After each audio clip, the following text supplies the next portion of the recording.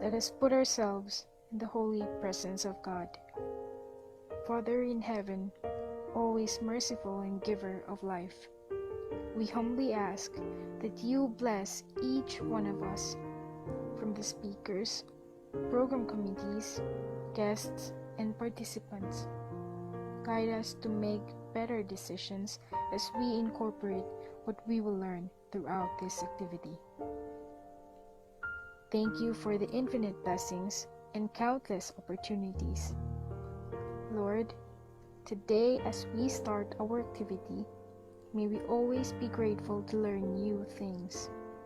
Shed the light of your wisdom and bless each one, especially our speakers, as they will share their knowledge to us. Through your mercy and grace, may peace and utmost understanding shine and dwell unto us. Almighty God, accompany each one and help us concentrate for us to gain more knowledge as we listen attentively. This we ask in your name. Amen.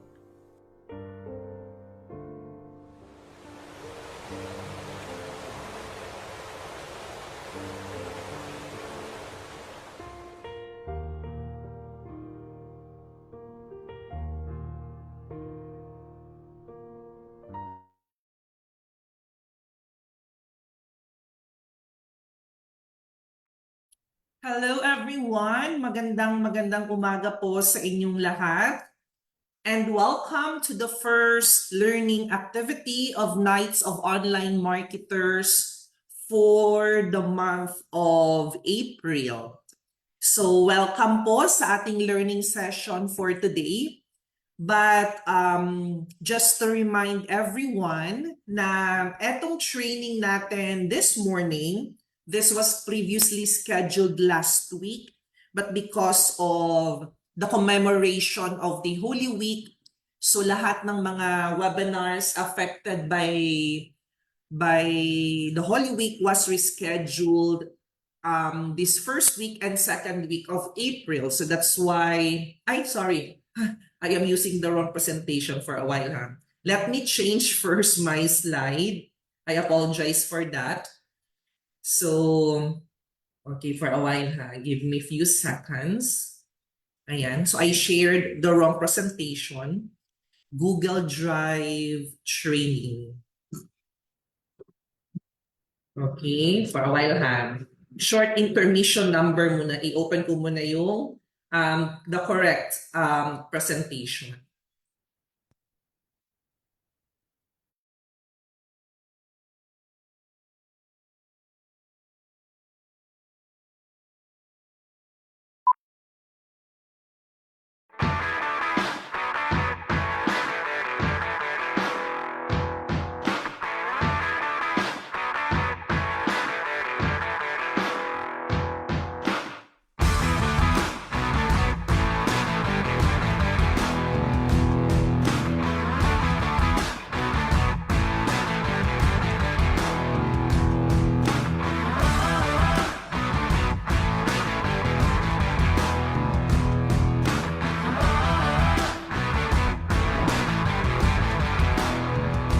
Let's all welcome Ms. Piper Rabwang.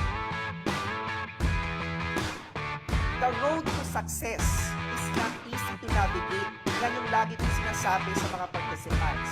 But, number 1, with persistent hard work. Number 2, well-founded drive. And number 3, unwavering passion. it is very promising to achieve your dreams. Okay, so ayan. So we now have the right and the correct presentation for our discussion this morning, which is all about skills training, especially para sa ating mga administrative professionals pagdating sa tinatawag nating records management. And for this morning, we are going to be specific by using Google Drive. We are all familiar naman with Google Drive, no? It's a cloud-based file storage at ginagamit din natin ito para mag-synchronize yung ating mga files from different locations or sources. So that's why majority of our learning activity ngayon is live demonstration kasi this is a training. Although wala naman kayong hands-on activities or hindi kami magbibigay ng any activity since 2 oras lang naman tayong magsasama, but I am going to demonstrate the Google Drive dashboard, especially kung ano yung mga basic na kailangan yung malaman just for you to organize your file and data properly. So this is the first time na nag-offer kami ng short training program na free, no? Kasi training programs talaga ang pinaka parang bread and butter ng Knights of Online Marketers Academy. So lahat ng aming mga training programs are actually paid, especially yung pinaka major curriculum namin para sa mga aspiring na mga virtual assistants. Pero other than our VA training programs, meron din kaming mga specialization na mga training programs, like for example, no, if you want to specialize in graphic designing, if you want to specialize in online bookkeeping, specifically by using QuickBooks as a software. Meron din kaming specialization training for real estate and a lot more.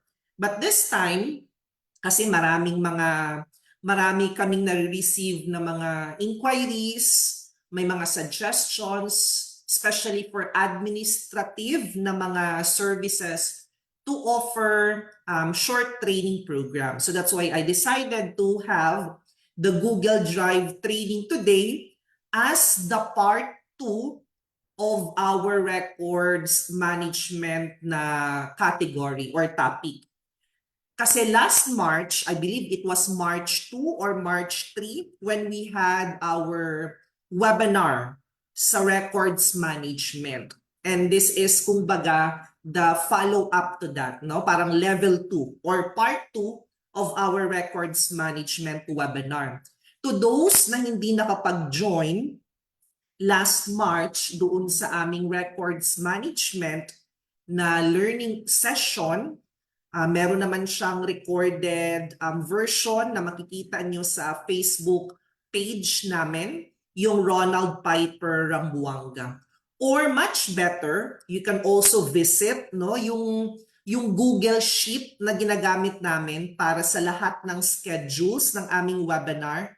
Kasi nakalagay na doon sa schedule na yon, yung sa tracking sheet na yun, no, nandoon na yung link para sa recorded webinars. And at the same time, doon din niyo pwedeng i-download yung presentation na ginamit namin during that specific webinar. So nakalagay na siya doon para mas madali na lang ninyong matrace or matrack. And if in case you are interested to request for a certificate, nandoon din yung link para mag-request kayo ng certificate. So for the benefit of everyone, let me introduce myself. My name is Ronald Rambuanga. I am the founder of Knights of Online Marketers. We are based here in Davao City.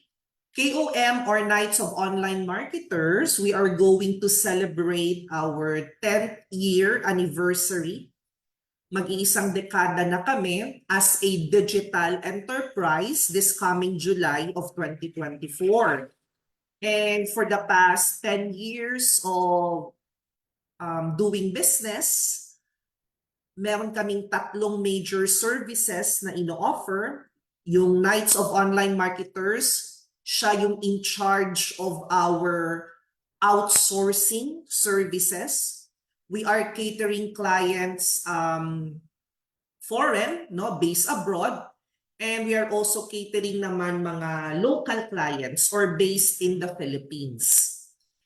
Yung second major service naman namin is yung training programs nga or talent development. At si KOM Academy ang in charge for that. Sa tatlong services na ino-offer namin, si KOM Academy yung pinaka-primary so far kung saan kami nagfo-focus. More on training and more on conducting webinars like yung ginagawa namin for the past months already. At yung third major service namin is digital marketing and e-commerce. We are offering business consultancy, and that is through my professional brand, yung Ronald Piper Rambuanga. So I am using my name para i-build yung aming brand as a business consultant, specifically in terms of marketing, no, in terms of marketing at saka e-commerce or yung tinatawag nating online selling.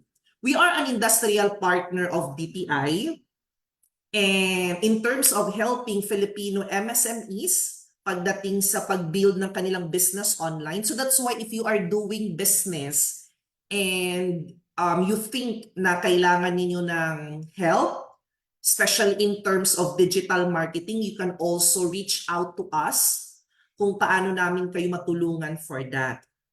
Industrial partner din kami ng DICT in terms of helping Filipinos na ma-realize nila na napakaraming digital opportunities by just using ICT or information and communications technology into its full advantage.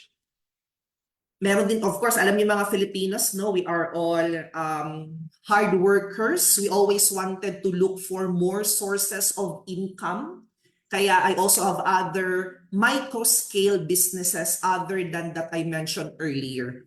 I am a qualified and a proud coach and mentor of the Philippine Center for Entrepreneurship or PCE, particularly yung sa kanilang Go Negosyo na advocacy program. Ganun din, the PCE, they are helping mga existing.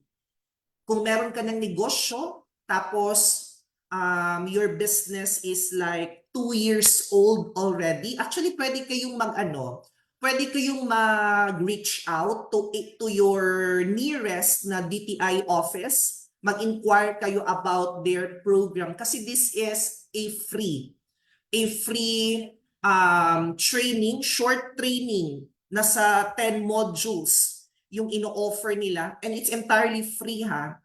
Just inquire to the nearest DTI office in your location kung paano kayo pwede maging isang mentee or maging scholar ng KMME or Kapatid Mentor Me program ng Department of Trade and Industry through PCE. Okay? At isa sa mga yung mga modules na hinahandle ko is more on entrepreneurial mindsetting and values formation, marketing mindset, business model canvas, na meron tayong webinar this one last March, digitalization of course, kasi that's our like specialization, no? And yung human resource management. Kaya we are also offering mga HR related na mga webinars. Okay? Okay, so since this is a short training program, so meron lang tayong konting discussion, and that will be covered by topic number 1. So mag-uusap lang tayo about the introduction to Google Drive, and for the remaining minutes, for the remaining time, so that's more on the live demonstration of using Google Drive, especially in terms of records management.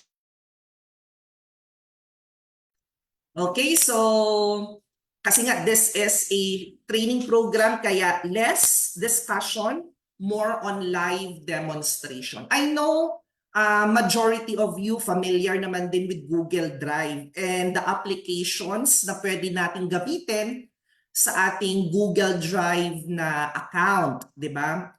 So that's why, kumbaga, this is just an enhancement.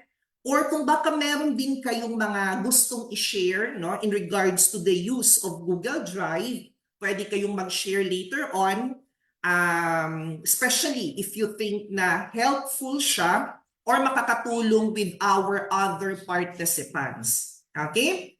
So, let's start with the introduction to Google Drive. No, syempre, lang tayo, pag-usapan na lang natin siya ng konti. Syempre, ito yung application na ginagamit natin, no?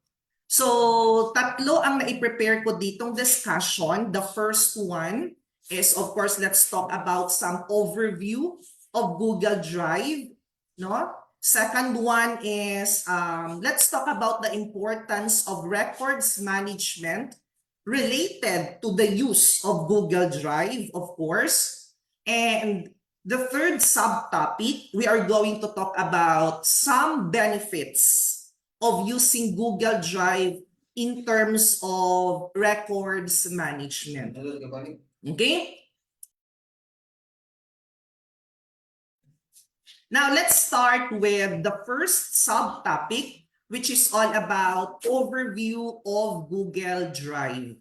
Now, ito yung pinaka-basic, no, na definition or description kapag sinabi nating Google Drive. No? Basically, it is a cloud-based file storage na platform. Kapag sinabi nating cloud-based, of course, you need to have an internet connection kasi cloud-based siya. Pero ang kagandahan kasi nitong Google Drive, you can also work with your files kahit naka-offline mode ka.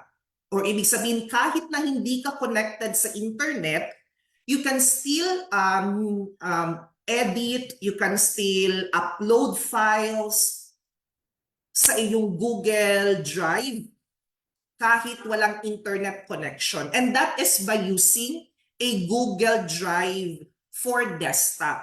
Pero dahil wala kang internet, no, wala kang internet connection kasi offline mode ka. 'Di ba? Sabi ko kahit na offline, you can still access, you can still update, no, your Google Drive files.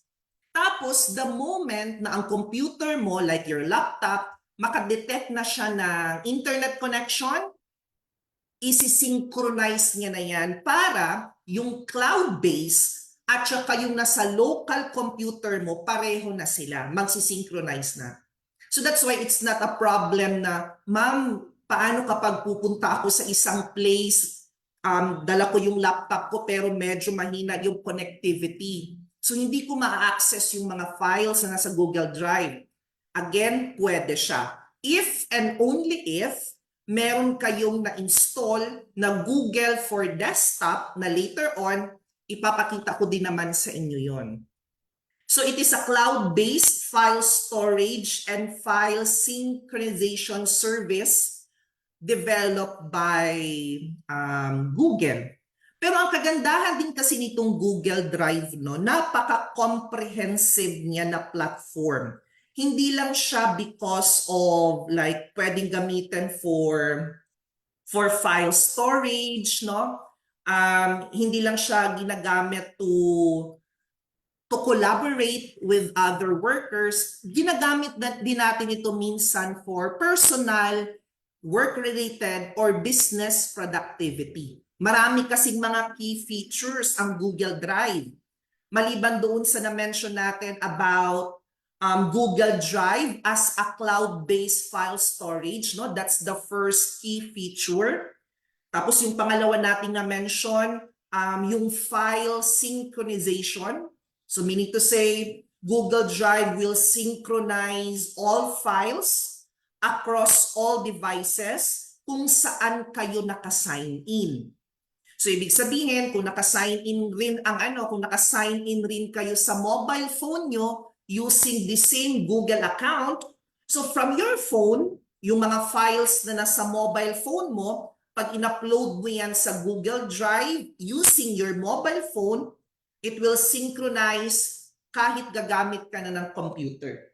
The third key feature na mention natin ng a bit earlier, yung collaborative working, di ba?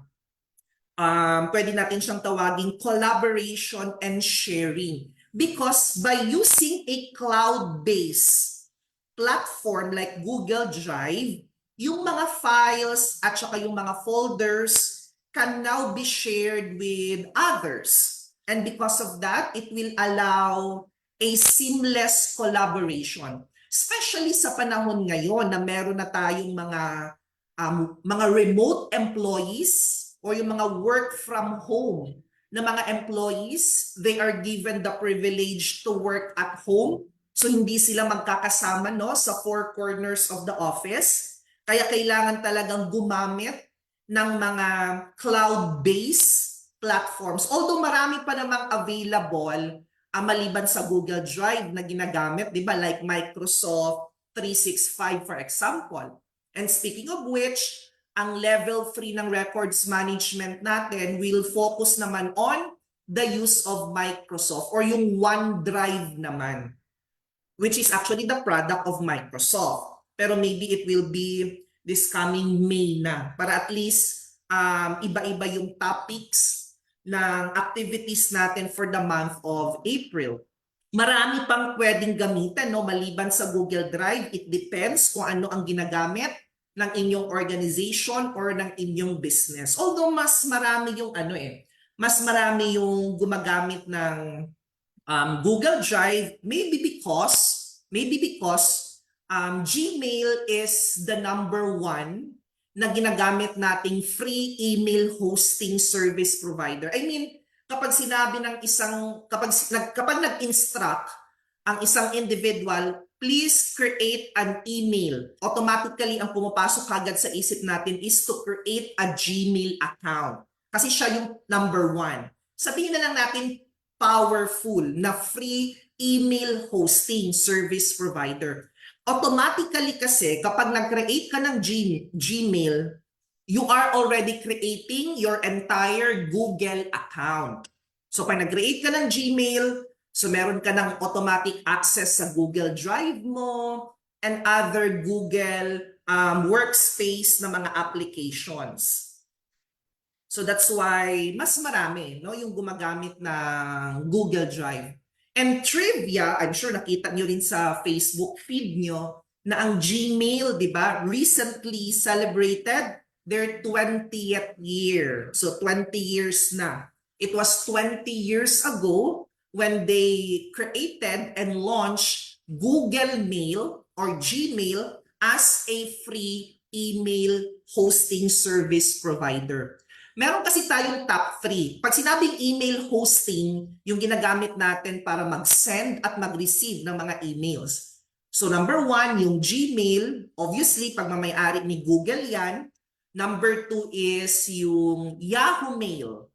Yahoo Mail, syempre obviously si Yahoo yung may-ari. At yung pangatlo, the third on the spot na palaging ginagamit, yung Outlook, which is actually a product naman of Microsoft. Actually, yung Outlook na yan, Outlook, formerly, ang tawag sa Outlook yung Hotmail. Kaya if you can still remember years ago, merong email hosting na Hotmail. They rebranded it, kaya naging Outlook na siya. So sila yung top 3 na mga libre na mga email hosting service providers. Pero marami pang available sa internet na mga paid email hosting. Merong monthly subscription. So, kaya nga sinabi ko kanina, kapag sinabing email, gawa ka ng email, Gmail ka agad yung pumapasok sa isip. So, automatically, you have an access to your Google account.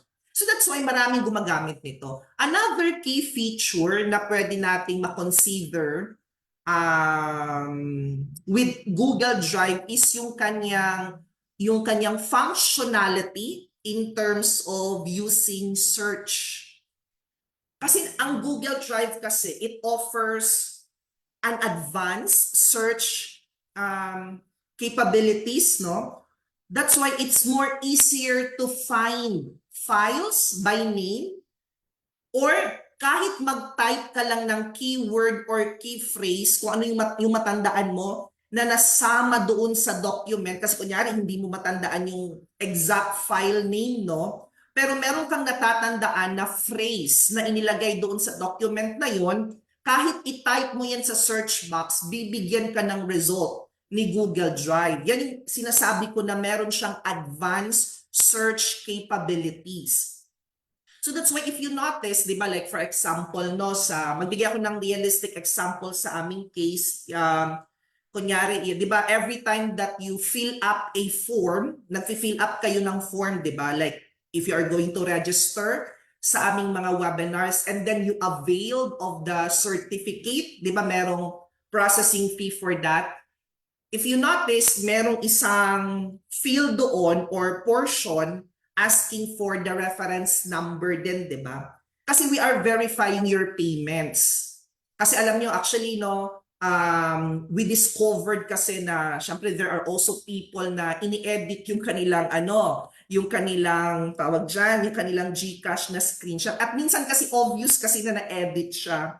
Kaya, through the use of that reference number, we can easily identify kung nagamit na siya with the previously registered event na sinalihan niya before. So that's why we are verifying through that reference number, kasi nga napaka-powerful ng search functionality ni Google Drive. Kasi yung number na yon, kunyari yung reference number, ika-copy-paste namin sa search box. Pag-press ng enter, lahat ng files na nasa loob ng drive na yan, napasok yung numbers na yon, ilalagay niya sa search result. So that's why we can also identify na nagamit na siya ng isang participant on the previous webinar na nag-register siya. So that's another key feature of Google Drive. And there's a lot more. There's a lot more, no? Marami pa kayong pwedeng ma-discover the moment you are going to make use of Google Drive in terms of file and data management. Now, let's talk about some major importance of records management, pero this time in the context of Google Drive, no, of using Google Drive as a cloud-based storage and file synchronization service. Tatlo lang yung i-identify natin so that we can give more time sa ating demonstration. First major importance is for your operational efficiency. Kapag sinabi nating operational efficiency, it means that you are going to do the things that you are required to do ng mas mabilis, pero mas less yung effort na i-exert mo. No, ang ibig sabihin, kailangan mabilis mo siyang matapos, pero hindi ka masyadong mag-e-exert ng effort para you will make fewer mistakes. Yan yung ibig sabihin, kumbaga, ng operational efficiency. Kumbaga, if you are going to think of that phrase, no, yung operational efficiency, kumbaga para kang nag-create ng isang super organized na office or mga files and data management wherein dahil super organized ka, everything you need, madali mo lang mahanap. Madali mo lang din ma-maintain. And of course, ready to use all the time. And because of that, you can get your work done quickly and properly. Kaya makonsider natin na yung operational efficiency as one of the major importance of records management in the context of using Google Drive. So just to recap, no, kasi nga, di ba, if you're going to make use of Google Drive, you can find things easily, no? Tapos, na-mention natin kanina na you will commit like fewer mistakes na lang. Siyempre, no, kasi collaborative working na rin siya at the same time. Second major importance na pwede nating makonsider is yung accountability and decision making. Ang kagandahan nitong Google Drive, dahil nga web-based na siya or internet-based, madali na lang nating ma-identify kung sino yung taong accountable with this particular data. Like for example, sa Google Sheet.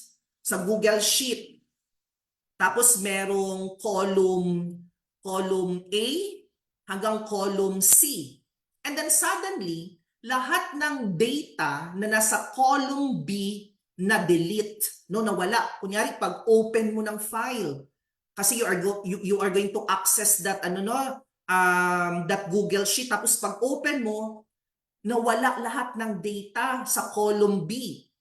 So dahil cloud-based siya, you can easily identify kung sino ang accountable person, sino ang responsible person na nakadelete nung column B na yon by just checking the revision history. So that's why madaling ma-identify. Makikita mo doon. You can always trace kung anong araw, anong oras na-delete ng taong ito ang data na nasa Google Sheet na yon.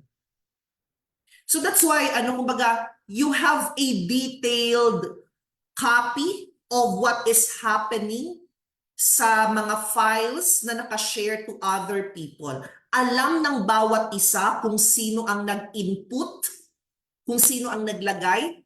Alam din ng bawat isa kung sino ang nag-delete or yung nag-alis ng data sa document sa sheet na yon. So that's why advantage siya somehow, di ba? Kumbaga parang makonsider talaga natin na it is important to easily identify yung accountability. In terms of decision making naman, mas napapabilis, no? Kumbaga parang streamline na siya or smooth sailing na ang decision making because as we mentioned earlier, data, kung ano yung kailangan mo na data, you can easily find it kasi nasa loob lang siya ng Google Drive. So just like for example, gusto naming malaman kung sino pa, kung gaano na kadami ang nag-register for this particular webinar. So all we need to do is just to open the Google Sheet responses. Makikita na namin doon kung ilan na ang nag-register, ilan ang nag-avail ng certificate, ilan ang galing sa NCR. So that's why decision making are now faster because data are easily accessible, mas madaling ma-search. If we are going to compare it sa traditional setup, yung gagamit tayo ng mga folders, no, yung mga papers, yung mga folders, and so on.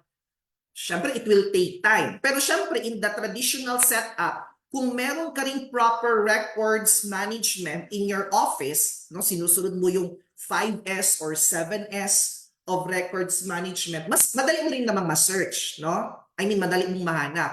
Pero mas madali if it is cloud-based. So that's why, again, accountability and decision-making pwedeng makonsider na second importance of records management in the context of Google Drive, of using Google Drive. And the last that I can share na importance is yung customer service and stakeholder satisfaction. So kumbaga, ang kagandahan kasi ng Google Drive, no, you can keep track of everything. Like for example, you are going to plan. Kunyari, event planner ka. And you are going to collaborate with other providers, di ba? So pwede kayong mag-create ng isang cloud-based na folder and then share it to other collaborators, and then you can work on the same folder ng sabay-sabay. Lahat ng mga kailangan ninyo, like a checklist for that event, pwede mong gawin doon, and everyone can easily check ano pa yung hindi, ano pa yung kulang at kailangan pang i-provide. So that's why it is a benefit, no? Kumbaga, it is an importance that we can consider as well. Now, for the last subtopic, we are going to discuss some benefits of using Google Drive pagdating sa records management. Meron tayo ditong 6 benefits na enumerate, and the first of the 6, centralized storage. Ang ibig sabihin nito, kumbaga you are going to keep all your files, you are going to keep all your documents in only one place, kumbaga. Kasi nga iisa yung Google account mo, yung Google Drive account mo. We mentioned earlier na kahit gamit mo ang mobile phone mo, gamit mo ang computer mo na kunyari nasa office mo, meron ka ring computer na nasa bahay niyo. So yung tatlong devices na yun, if you are using the same Google Drive account, you can actually store all files in one location. Naka-centralize na siya. Kumbaga parang meron kang isang napakalaking box, no, box ba? Masyadong malaking box wherein you are storing all your important things sa loob ng box na yun. So instead na nakakalat lang siya sa paligid, so nag-prepare ka ng isang malaking box, nilagay mo doon lahat para hindi nakascatter yung mga items across different areas in your house, for example. So yung Google Drive, parang ganun yung kanyang function. Pero kailangan mo kasi ng kumbaga parang additional, kumbaga parang strategies para mas maayos mo yung mga files. Like saving the right file name. Diba? Importante din yan kasi minsan kasi tinatamad na tayong mag-isip kung anong gagamitin nating file name. Eh. Pero part of records management, you need to have the right file name. Accessibility. So ibig sabihin, you can find, you can reach, no, something easily. Kumbaga, you can get to the files or to the documents from any device as long as it's connected to the internet. Kumbaga, para kang nagkaroon ng susi para mabuksan ang pintuan kahit saan ka pa located. You can access, you can edit, you can share as long as you are logged in to the same Google account. Like for example, you are working on a group project with your classmates. So kahit wala ka sa school, you can still access the documents sa Google Drive gamit ang cellphone mo or tablet mo. So that's why it's a benefit, no? Yung accessibility. Collaboration, we already discussed this one earlier. It means you are going to work together with others in order for you to achieve a common goal. Ibig sabihin, kumbaga parang merong multiple people na nagtatrabaho sa isang project, pero itong multiple people na to, they can edit, they can contribute to the same document at the same time. So kunyari, meron kang chine-check ngayon, kunyari work from home tayong lahat, no? Work from home. Pag sinabing work from home, it's different from work at home. No, it's different ha. Synonymous naman sila kasi pareho silang nagtatrabaho sa bahay.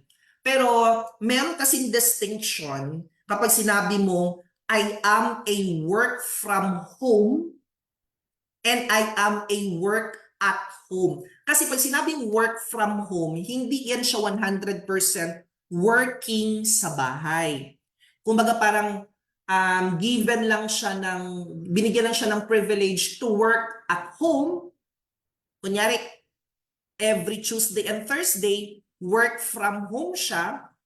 Tapos MWF, nasa office siya. So that's an example of a scenario na pwede nating gamitin kapag dinidescribe mo ang work from home. Yung work at home kasi, sila talaga yung 100% na nagtatrabaho sa bahay, kagaya ng mga virtual assistants, yung mga online workers, kumbaga.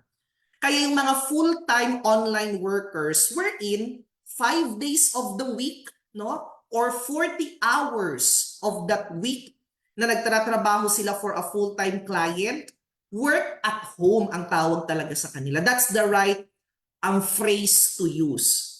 Okay, so that's why may pinagkaiba sila. Although naiintindihan din naman ng karamihan kapag sinabing I'm a work from home or work at home, syempre naiintindihan ka agad yun.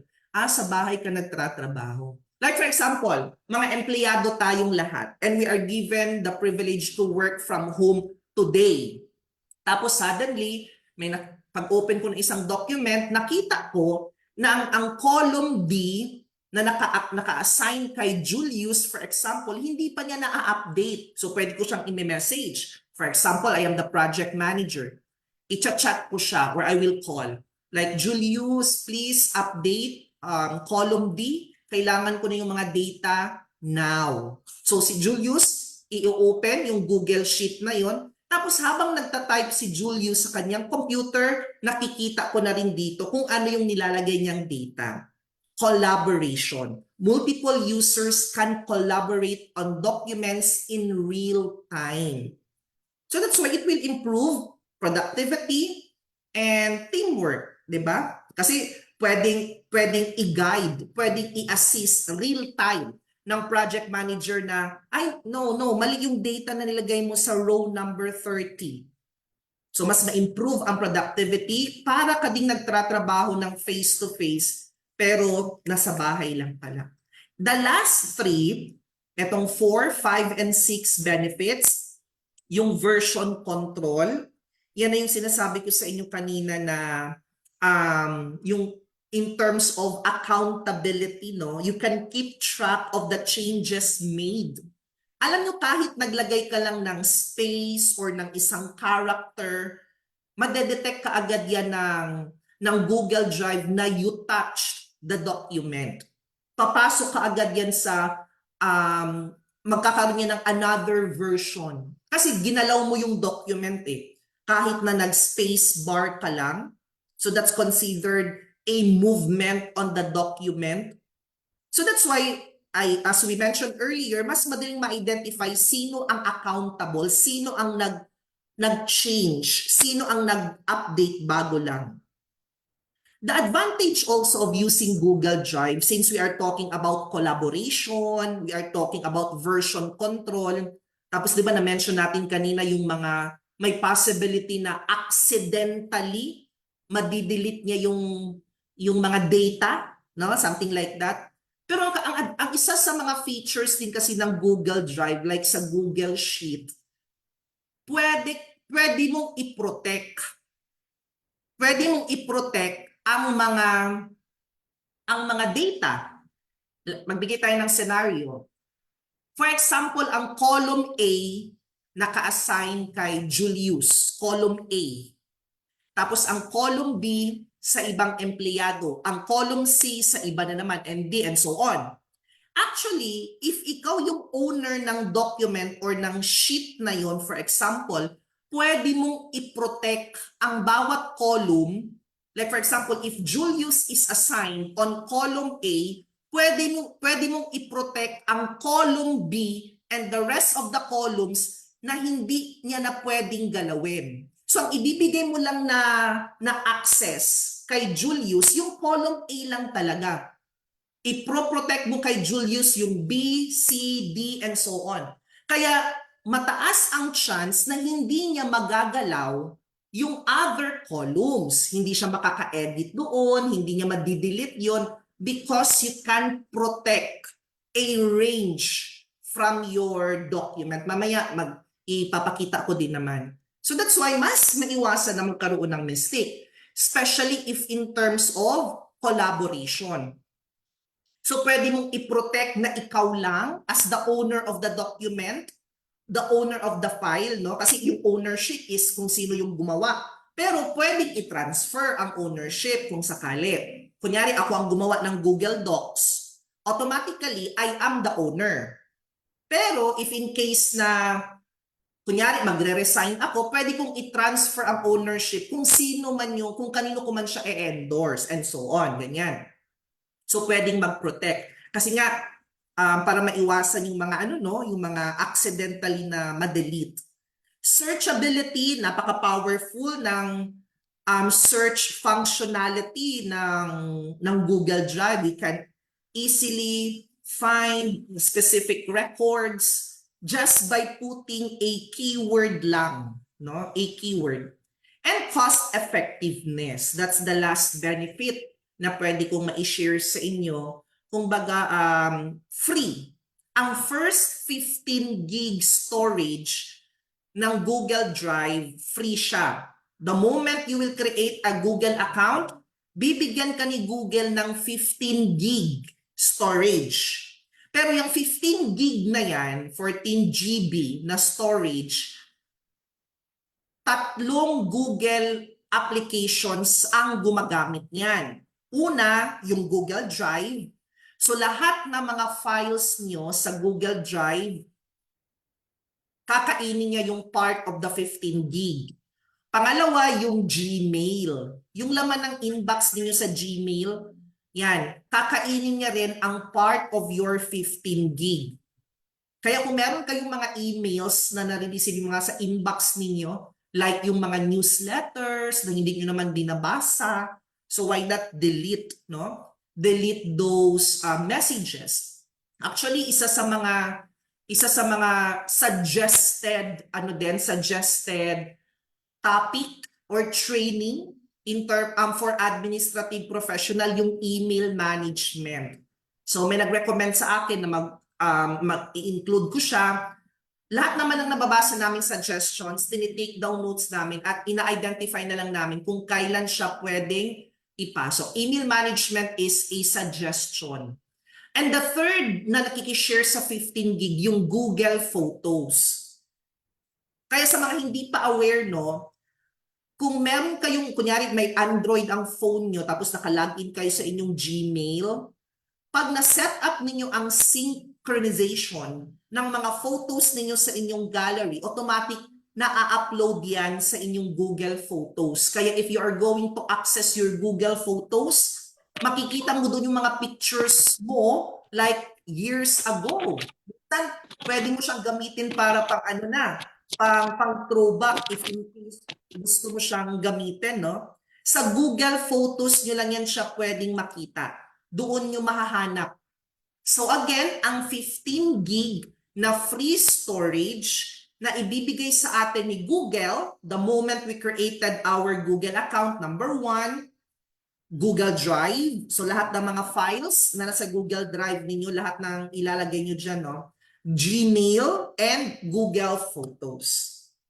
Pero pwede ka namang mag-upgrade, no? I-check natin mamaya kung magkano ang price range niya. Kasi kung puno na yung 15 gig, ang next kasi niyan, 100 gig na. And I believe we are paying like 149 pesos, something like that, no? Every month on a monthly basis. Tapos, ang sunod sa 100 gig, hindi 500 or 1,000, ang sunod doon, 1 terabyte na. So that's the third option kung gusto mong mag-upgrade. Imagine terabyte ng pinag-uusapan, no? Tapos nasa 400 plus lang siya, hindi naman siya inabot ng 500 on a monthly basis. Pero syempre, if wala ka naman masyadong mga files na ina-upload, hindi mo naman kailangan kaagad, mag-upgrade. Siguro aabutin pa yun ng mga sobra, mga 5 years pa siguro, no? Kung wala ka naman masyadong nilalagay sa Google Drive storage mo. Pero if you are like doing business, for sure, madali lang yan mapupuno. Lalong-lalo na if you keep on uploading mga files, like images, gano'n. Or mga videos. Kunyari, ano ka, videographer ka, and you are editing videos no, nilagay mo sa Google Drive. So, syempre, mabigat yung file ng videos. Most probably, madali lang din ma-consume yung 15 gig. That's why you need to upgrade. Alam niyo yung ginagawa ng iba, pero hindi ko siya nakikita na advantage. No? For me, ang ginagawa kasi ng iba, at sinabi din sa akin no, ng iba, na kapag mapuno na daw yung 15 gig nila, bakit daw sila mag-a-upgrade? Bakit sila mag-upgrade into 100? Magbabayad sila ng 149. Pwede naman silang gumawa ng panibagong Gmail para sa panibagong 15 gig. Well, tama din naman. Pero you need to manage two different Google accounts na. 'Di ba? So mas maganda kasi tapos pinag-usapan natin kanina centralized. So medyo hindi nasusunod 'yun. Kasi dalawa na yung dalawa na yung boxes na ginagamit mo para doon ilagay yung mga nakakalat na gamit sa bahay niyo. Okay, so those are just some of the many benefits. Now let's proceed on some live demonstration of using Google Drive. So we are going to explore more about the Google Drive dashboard, yung Google Docs, that's equivalent to Microsoft Word, di ba? The Google Sheets naman, that's like similar to the Microsoft Excel, and Google Slides is similar to Microsoft PowerPoint. Alam niyo ang kagandahan nitong nitong mga tech companies like Google and Microsoft. Kahit anong tawag diyan, kahit competitors sila, meron din silang collaboration from each other kasi Microsoft Word, pwede mo siyang i-convert into Google Docs, no? And vice versa. Yung Google Docs na nasa Google Drive mo, kung gusto mong magkaroon ng Microsoft Word version for that, pwede mo siyang i-download at magiging Microsoft Word siya. So that's why kahit na gumagamit kayo ng Microsoft Office na mga application, it is actually convertible and compatible with Google Drive applications din. Kaya walang problema. Kung meron kayong mga Microsoft Word in your local computer and you are planning to make use of Google Drive para magkaroon ng collaborative environment, so mako-convert siya into Google Docs. Okay, so let me change my screen. So let me open first a browser na naka-open yung aking Google Drive na dashboard. Okay. So, ayan, let me share my other screen. Okay. So, nakikita nyo ngayon is this is actually an extra email that I am using. Kasi di ba may mga training programs kami. Yung especially for the VA training program. Tapos, ang pinaka-first module ng aming VA training program kasi is email management. So that's and part of the training program, kailangan kong i-demonstrate on how to merge multiple emails into one.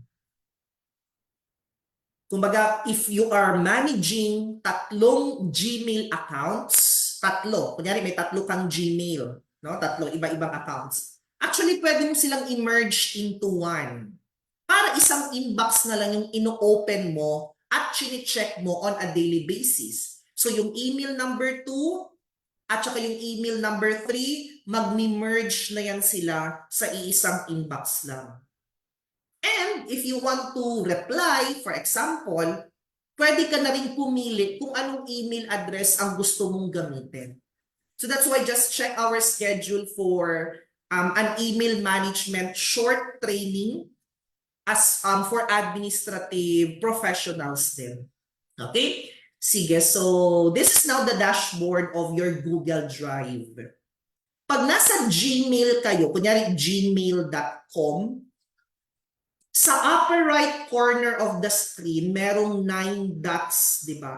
Katabi ng profile picture ninyo. Actually, dyan yung makikita yung other Google Workspace application. Like na-mention ko sa inyo kanina, yung Google Photos, Google Calendar, Google Meet, no? Of course, the Gmail, the Google Translate, and other Google Workspace application na mostly ginagamit for work-related purposes. So, nandito lang yan. Just click this. Tapos, kunyari, pag-click mo ng Gmail, mapupunta ka na sa Gmail mo. Kung ano ang una ninyong nilogin sa Gmail, kunyari, nag-open ka ng gmail.com, pero marami kang Gmail, no? Meron kang 3 Gmail addresses. Kung ano yung una mong nilogin, lahat ng mga Google products, yun ang gagamitin niyang credentials. Like for example, nag-login ka sa Gmail mo, Piper.Rambuanga. Pag pupunta ka ng Google Drive, automatically, ang gagamitin niyang login credentials, yung unang email na ginamit mo. Kaya minsan nagtataka yung iba, bakit iba yung mga files na nasa loob ng Google Drive ko? To find out, sa ibang email ka pala naka-login. All you need to do is just to check it. Yung profile picture mo sa taas, just check if you are properly logged into the right account. Kung saan mo talaga na, kung anong ginagamit mo in terms of using your Google Drive. By default, kasi di ba ito yung, dito tayo tingin sa left side of the screen, andito yung mga menu, may nakalagay na Home, My Drive, and Computers. It depends on you kung ano ang gusto mong maging default na view. I mean, kapag pupunta ka ng Google Drive, kunyari drive.google.com, pag press mo ng enter, you can actually select ano ang gusto mong maging default view kapag nag-load na ang dashboard. Kasi pwedeng home or pwede yung My Drive na diretsyo. All you need to do is just go to your settings, tapos i-change mo na lang dito kung ano ang gusto mong maging default view. It's either home ba or drive. No, nasa settings lang naman yan. Tapos makikita mo kaagad sa general settings yung start page. So kapag home ang pinili mo, automatic siya masisave. Kaya pagpunta mo ng drive.google.com, di ba kanina, ay hindi pa siya, di ba kanina, My Drive. Pero this time, home na ang default na start page niya. Pero ako mas gusto ko yung My Drive kasi automatically makita mo na yung mga folders mo ba. Usually, ang nasa home kasi, ang nakalagay sa home, yun yung mga files na recently mong binuksan. Kumbaga, nag-open ka ng ganitong file, so sila usually ang nasa home. Mas maganda yung ano na lang, yung My Drive. Para at least nandiyan na kaagad kung may mga folders kang nilagay. Kaya if I'm going to refresh this, yan. So, home, My Drive, computers, you can actually add another computer. Hindi folder ang pinag-uusapan dito ha. Kunyari, I am using my laptop now. Mayroon akong laptop ngayon. Tapos, meron ka pang isang laptop. Actually, pwede mong i-connect yung dalawang yon. Kung ano yung mga files na nasa computer na yon, you can also access it here. So all you need to do is just to synchronize it. Actually, if you want to synchronize, just click Learn More para makita mo yung instructions on how to synchronize or how to merge in one location different computers. I am talking about here computers ha, not Google account. Kaya kung meron kang dalawang computers, kung ano yung mga files na nasa computer na yun, pwede mo rin siyang i-synchronize dito para pwede mo siyang ma-view dito kahit na hindi mo binubuksan yung computer mo na extra. Okay? Shared with me, obviously, ito yung mga files na hindi ikaw ang owner. Shinare lang sa inyo. Dito mo yan makikita. recent, yan yung mga recently opened na mga documents, parang the same din siya sa home. You can actually put a star, ibig sabihin kumbaga parang important, no? Kunyari meron kang isang document na gusto mo siyang madaling ma-access. So, pwede mo siyang lagyan ng star para pagpunta mo dito sa starred, andyan na siya lahat. Kumbaga lahat ng mga importanteng files, documents, and so on. Spam, trash, and storage. As mentioned, we are only given 15 gig cloud storage. Nagamit ko na daw ang 5 KB kasi meron akong dalawang files, di ba?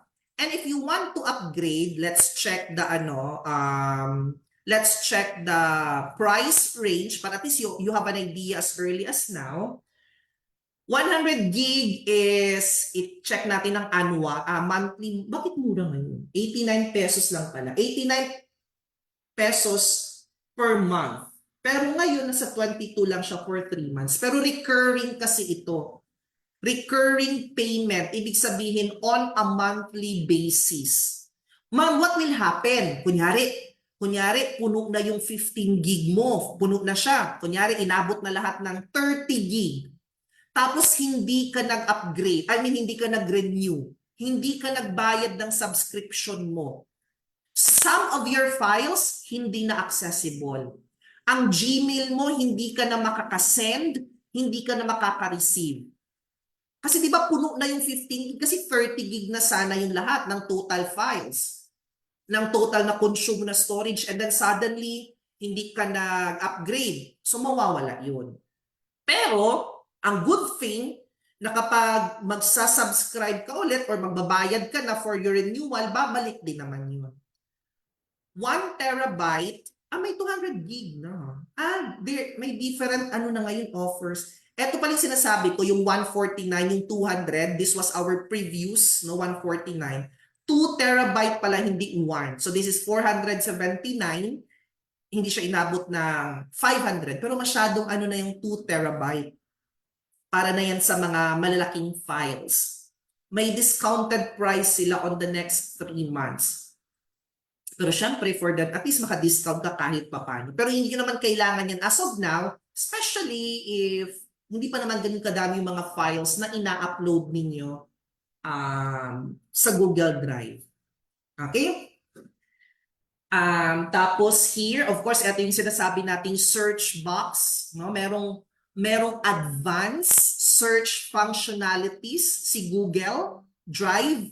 So mag-type ka lang dito ng any keyword, kahit isang word lang yan, or kahit numbers lang ang itatype mo. Magbibigay siya ng maraming results based dito. Kunyari, nag-type ka dyan ng, 2024. Yan, magkakadikit na mga numbers, 2024. So based here, kasi konti pa lang yung files, so naka-identify siya na sa 3 files na currently merong 2024 sa mga files na to. Pero kung mas ma-appreciate mo yan, kung marami ng laman ang Google Drive mo, di ba? Syempre, hindi yan kasya dito sa drop-down. Mag-a-appear na yan dito sa search results. So that's why like yung example ko sa inyo kanina, so like yung checking out the reference number, i-copy-paste lang namin ang number dyan, madedetect niya na kaagad kung saan siya naka-locate pa na mga files. And then, of course, you can add some advanced search na mga filters, if you want to utilize this into its full advantage. Ano ba yung hinahanap mo na file na related sa 2024 or sa keyword na ginamit mo? Are you only looking for, kunyari, presentation lang or Google Slides? Kumbaga, hinahanap mo lang kasi may mag-speaker ka, tapos may ginawa kang presentation sa Google Drive mo. Tapos ang hinahanap mo lang yung keyword na, for example, although wala naman akong file dito, kunyari ethics, ganyan. So, hahanapin niya lahat ng mga files related to na presentation lang. Or if you are looking for only video or audio, this is more of an advanced search. Sino yung owner? Shinare lang ba yan sa'yo? Or you can even type sino yung tao na gumawa sa tingin mo. Para mas specific. ang kanyang magiging search result. So pwede nyo gamitin ito, advanced search for your Google Drive. Ready for offline. This is what I shared to you earlier, na even though you are not connected to the internet, pero kapag na-set up mo ang Google Drive mo na pwede ka mag-work offline, so pwede. Ibig sabihin, even though you are not connected to the internet, pwede mong gamitin. Pwede mong i-access, pwede kang mag-edit, pwede kang mag-upload ng mga pictures kahit walang internet. And then, the moment na maka-detect na siya ng connectivity, isi-synchronize niya na yan to the cloud. Para pareho na talaga sila ng data. Kaya dito sa lower left corner of the screen, may nakalagay ditong Get Drive for Desktop. You can actually download a local folder of your Google Drive in your computer. Okay? Ibig sabihin magkakaroon ng sa Google Drive nyo, sa computer ninyo, merong folder doon na Google Drive. Yung mga files na nasa folder na yon at yung mga files na nasa cloud, pareho lang. Kaya pwede kang magtrabaho offline. Pero eto lang yung gusto kong i-advise sa inyo. Especially, we are now dealing with cyber security, ganyan, no? If yung computer na ginagamit ninyo, if ang computer na ginagamit ninyo is computer ng bayan, for example, ang ibig sabihin marami or kahit sino lang ang gumagamit ng computer na yun, you need to create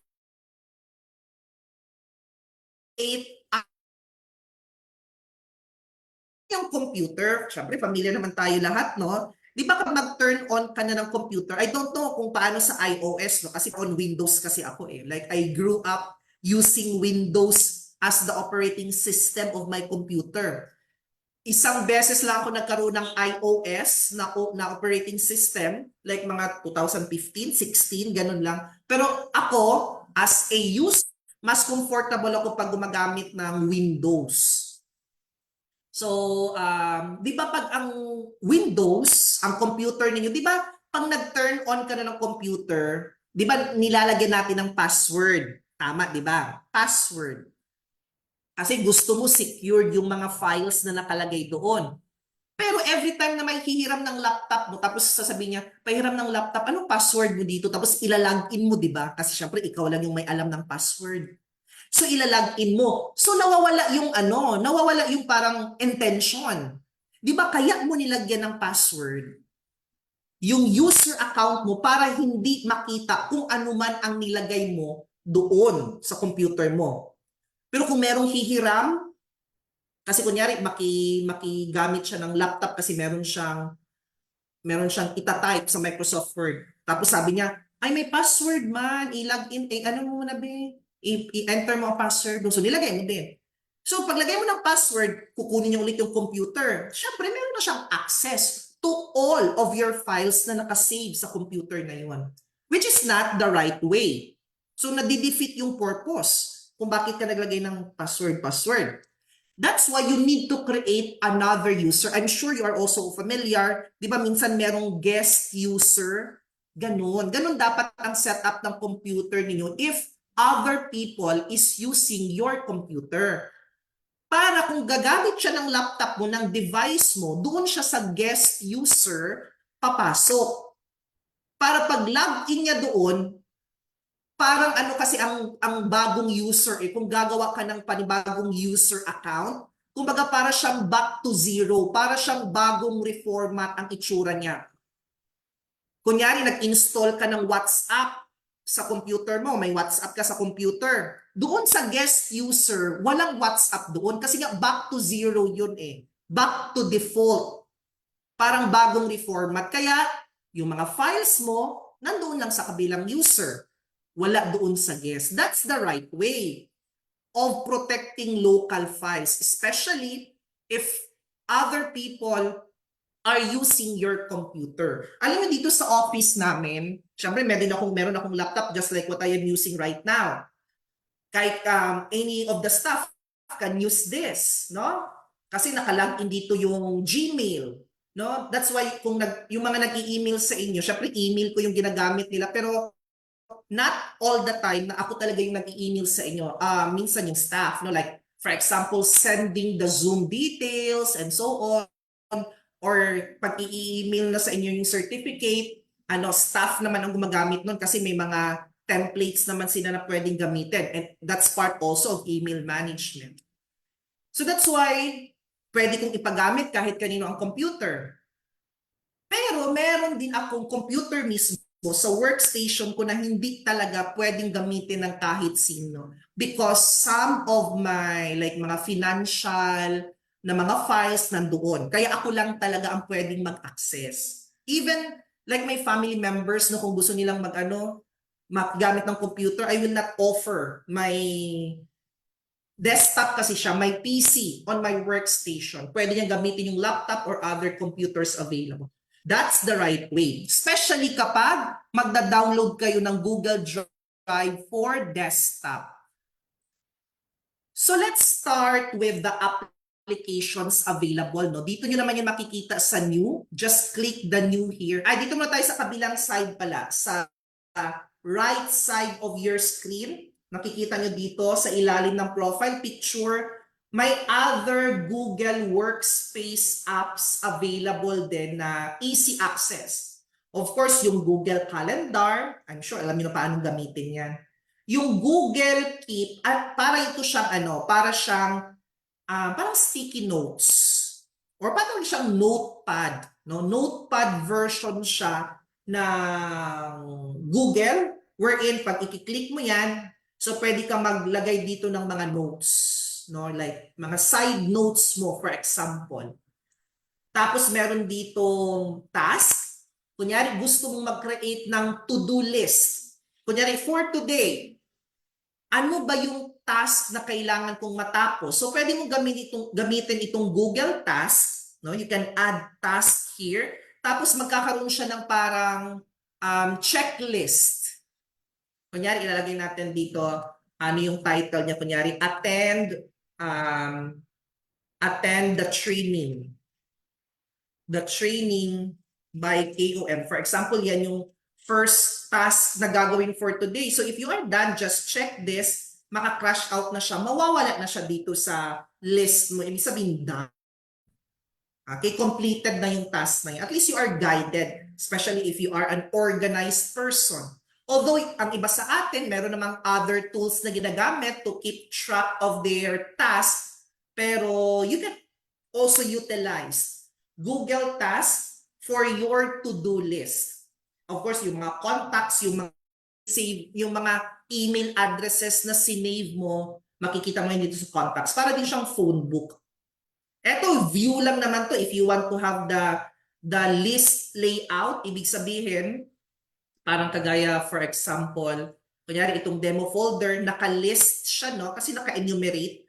Pero kung gusto mag-grid, so parang ganyan ang kanyang layout. So it depends kung saan kayo comfortable. Pag naka-grid like this, meron siyang initial preview kung ano yung nasa loob ng document na yan. Pero syempre, kagaya nito, ang kakasya lang dito, tatlo. No? Tatlo lang. So mag-scroll down ka na to check other files. So kung ililist mo naman, at least medyo madami. Madami kang makikita. You can also identify sino yung gumawa ng document. Kapag shared lang sa inyo yung document, makikita dito kung sino yung owner, kailan siya huling ginalaw, kailan siya huling may nag-touch sa document na yan. And the file size. Tama din naman ang computation niya. Tingnan nyo, 2 KB plus 3 KB, 5 KB na yung nagamit ko. Accurate din naman yung kanyang pagdudahan ba, yung sum up nila. Okay, so let's go back to my drive. Yan. Nandito tayo ngayon sa my drive. Makikita natin ulit on the left side of your screen, no, sa left side ng screen, sa ilalim ng Google Drive, na logo, meron tayong new na makikita. Ano ang ibig sabihin ng new? Dito natin makikita yung other features, no, ng Google Drive. So dito nyo makikita yung Google Docs na na-mention natin, which is actually similar to Microsoft Word, Sheets, yung slides, Google Forms, and if you're going to click more, meron pa tayo dito drawings, My Map sites, AppScript, Jamboard. Yung Jamboard, just to give you an idea, kumbaga para siyang whiteboard na ginawaan ng digital version. So parang merong whiteboard. Ang kagandahan nitong Jamboard, collaborative din. So ibig sabihin, I'm sure some of you nakapag-participate ng mga workshops, no? Tapos yung bibigyan ka ng mga flashcards nga, yung mga naka-cut out na cartolina, gano'n, tapos iba't ibang color, tapos kunyari mag-SWOT analysis, strengths, weaknesses, opportunities, gano'n, di ba? And threats. Bibigyan kayo ng kunyari workshop, bibigyan kayo ng mga color-coded na mga flashcards, tapos pentel pen, doon mo isusulat. Pag nakasulat ka, di ba, ididikit mo. Ito strengths ito, idikit ko siya sa strengths. Ito, opportunities, idikit ko. Parang ganyan ang Jamboard, pero digital version na siya. May mga flashcards din na pwedeng gamitin. Pero again, ginagamit ito kapag nagmi-meeting, no, collaborative meeting ng mga work from home. Siyempre, kung face-to-face, mas gamitin nyo na lang yung totoong whiteboard. Pero actually, kung may projector kayo, then why not, di ba? Kasi kung magmi-meeting kayo sa isang function room, sa isang office, tapos mag-laptop kayo bawat isa, syempre hindi, mahirap din yun. Dapat may whiteboard kung gagamit ka ng Jamboard. Pero parang ganyan yan. If you want to explore, you can actually visit other applications available. Ang focus lang kasi natin dito, actually yung sheets talaga yung gusto kong bigyan ng pansin, at saka yung forms. Yung Google Docs, wala kasi tayo masyadong i-discuss dyan because ginagamit ito to encode just like Microsoft Word. I mean, basically, Word lang talaga siya, no? If we are going to open one, just for us to check, no, ganito, parang Microsoft Word na merong mga formatting na mga options here, tapos magta-type ka lang. And again, since this is a collaborative na application, kung gusto mo dalawa kayo ang magta-type, so kunyari meron kang tina-type dito na ipagpalagay natin minutes of meeting. Minsan ganito yung ginagawa ko sa aking mga staff. Actually, yung mga staff ko kasi they are working with clients. Ito, mag-segue lang ako. Kasi di ba walang trabaho since 27, Wednesday until 31. So that's why, yung pagbalik ng office Monday, ang dami namin tinapos ng mga certificates and so on. Kaya, di ba, medyo matagal kaming nakasend. Pero yung certificates ninyo today, it will be processed this afternoon. So hopefully before 6 o'clock, ma-receive ninyo ang certificates ninyo. And speaking of certificate, thank you to those who registered before the deadline. Kasi di ba ang deadline namin, before 10 a.m., para siyang reward sa mga, kasi training kasi siya, training certificate of training completion. It's different from the previous that we conducted na certificate of participation. Pero this certification na ibibigay namin later today, training siya. Tapos ang iba na increase ng total number of hours, may 2, may 4, may 6, may 8. Every 2 hours, di ba 50 pesos man yun, no? And that's your reward sa mga parang mga early bird, parang ganyan pa. Early bird na nag-register. Kasi after the 10 o'clock in the morning, so medyo mas higher na yung processing fee na i-require. Because again, this is a certificate of training completion. Kaya thank you to those who trusted us and paid earlier or before the deadline, which is yung 10 o'clock kanina. Now, going back here, minsan ganito yung ginagawa ko sa mga staff, no? Syempre ako yung owner dapat ng document. Tapos para mag-continue, sila na yung patatapusin ko ng document. And since this is a collaborative effort, all you need to do is just to click share. You need to put first a file name, no, hindi ko doon nalagyan, pero minutes of meeting. Actually, this is not complete yet. Hindi ka pwedeng ganito mag-file name. Hindi pwedeng ganito ang file name na ilalagay mo sa sa certificate mo. Kailangan certificate sa file name ng mga documents or files na meron kayo. Kasi we are talking about, di ba, we are talking about records management. So that's why you need to create a strategy for an effective naming for your files, especially sa mga Google Drive files na meron ka. Kasi mas kapag effective ang file name or maganda ang nilagay na file name, it will surely improve your ability to easily locate the file. You have the ability to easily share or manage the files, no? And you're going to work efficiently. Kanina pinag-usapan natin ang operational efficiency. Kaya dapat ang file name be clear and be descriptive as much as possible. Pwede ka namang gumamit ng mga names, ng mga file names that clearly indicate the contents na nasa loob ng document na yan or ng folder na yan. So like for example, minutes of meeting, di ba napaka-general, hindi siya clear. Anong meeting? Kailan? Di ba? Parang hindi siya maayos. Tapos, kapag nagpa-file name kayo in the context of records management, you need to use consistent formatting.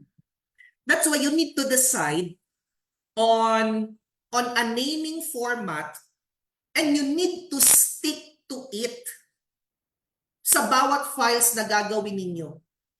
Yung consistency ninyo pagdating sa formatting, it makes it easier to search and somehow easier to sort your folders. Kaya kunyari, minutes of meeting. So pwede mong ilagay, kunyari, the date. No? Date. Kunyari, pwedeng April 2 and then 2024. You also need to put the year. No? Kasi yung some practice kasi, yung practice kasi ng karamihan parang ganito. Let me demonstrate. Kunyari, ganito, no? Gagawa sila ng folder. Sa My Drive nila, gagawa sila ng folder. Tapos, kunyari, lahat ng laman ng folder na to 2024. Ganyan. So, may bagong folder. So, lahat ng mga files for 2024, dito nila ilalagay. So, open, tapos mag-create, di ba? Kunyari, another folder. Tapos, ilalagay nila minutes of meeting. Kung ganyan kasi ang folder, ay kung ganito yung file mo sa folder, baka pagdating ng 2025, meron ka ding ganitong name of the folder. Kaya mas maganda, you can put at the start, if that's the policy of the organization, no, in terms of using a consistent format, or baka ang policy and procedures niyo is sa dulo, ganyan. Para if you are going to search on the search box, if you are going to look for minutes of meeting 2024, mas madali na lang siya ma-search because of the year. You need to incorporate dates kung kailan applicable ang folder na yan or ang file na yan. Kasi kapag nagmamanage tayo ng mga records, ang mga dates, di ba, crucial man yan siya. Kaya dapat kung gagawa ka ng folder, ng mga folders or ng mga files, depende kung anong sinusunod yun, no? Kung fiscal year ba yan for the business or just the regular calendar year, it depends. So, depende din kung anong format ninyo, basta depende ulit yan para maiwasan na magkaroon ng confusion. Tapos hindi advisable na gumamit ng mga special characters. Yung hyphen or dash, siguro acceptable siya kasi ginagamit natin as separator. Pero minsan kasi kung maglalagay tayo ng mga special characters like yung mga angle, like mga something like this, kunyari ganyan, no? Or even, siguro parenthesis is acceptable, pero yung mga colon, yung mga comma, question mark, and other special characters, as much as possible, hindi naman siya sinasabing bawal gamitin, pero much better if we are going to avoid using special characters. This might cause problems later on, especially sa mga folks nga na kailangang i-synchronize across different computers. Kaya, I recommend for you to stick lang to letters and numbers to avoid any issues. Especially pagdating sa file synchronization. Hindi naman necessary lagyan din ng like parenthesis, parang obvious naman din na kapag walang parenthesis, it's for the 2024. Kasi ang mga file names, ang mga folder names, you need to keep it short. Keep it short but at least meaningful. Kasi kung masyadong mahaba na yung mga file names or mga folder names, minsan mahirap na mag-navigate ba? Kasi mapuputol kasi yan. Di ba kung masyadong mahaba? Mapuputol din. Hindi naman yung buong file name mag-a-appear dito sa ano nyo eh. So mapuputol ang ending dot. 'Di ba yung ending niya maging dot. At guys, sa practice ng ginagawa natin ngayon, like this, yung ginagawa natin may 2024. Tapos sa loob 2024 ganyan, 'di ba? Or tapos kunyari 2025 na gagawa ka ulit ng panibagong folder, 2025. Ang tawag kasi natin dito, merong tinatawag na hierarchy. No? Kumbaga merong ang structure. May hierarchy tayong ginagamit. Kumbaga merong logical na structure. Kasi if mayroon kang hahanapin ng mga files for the year 2024, di ba? You can easily locate. Sa loob, marami pang folders. Sa loob ng folders, marami pa talaga mga folders. Kumbaga parang we are calling that one para siyang mga nested folders. So kunyari sa 2024 no, 2024. Eto hindi pa to, this is just an example. So kunyari human resource na department. Kunyari magkakaiba din yung mga folders nila like human resource. Tapos sa loob ng human resource, mag-create ka ng panibagong folder, ilagay mo dito employee records, and so on. Okay, so hierarchy. Ganyan dapat ang proper way of or wisely using of different folders. Now, let's go back to here sa My Drive. Ito, dito tayo sa demo folder. We are all familiar with Google Sheets. No, we are all familiar with Google Sheets. Tapos, para din siyang Microsoft Excel. I will show you some formula na kailangan nating maano. Wait lang po guys, wait lang.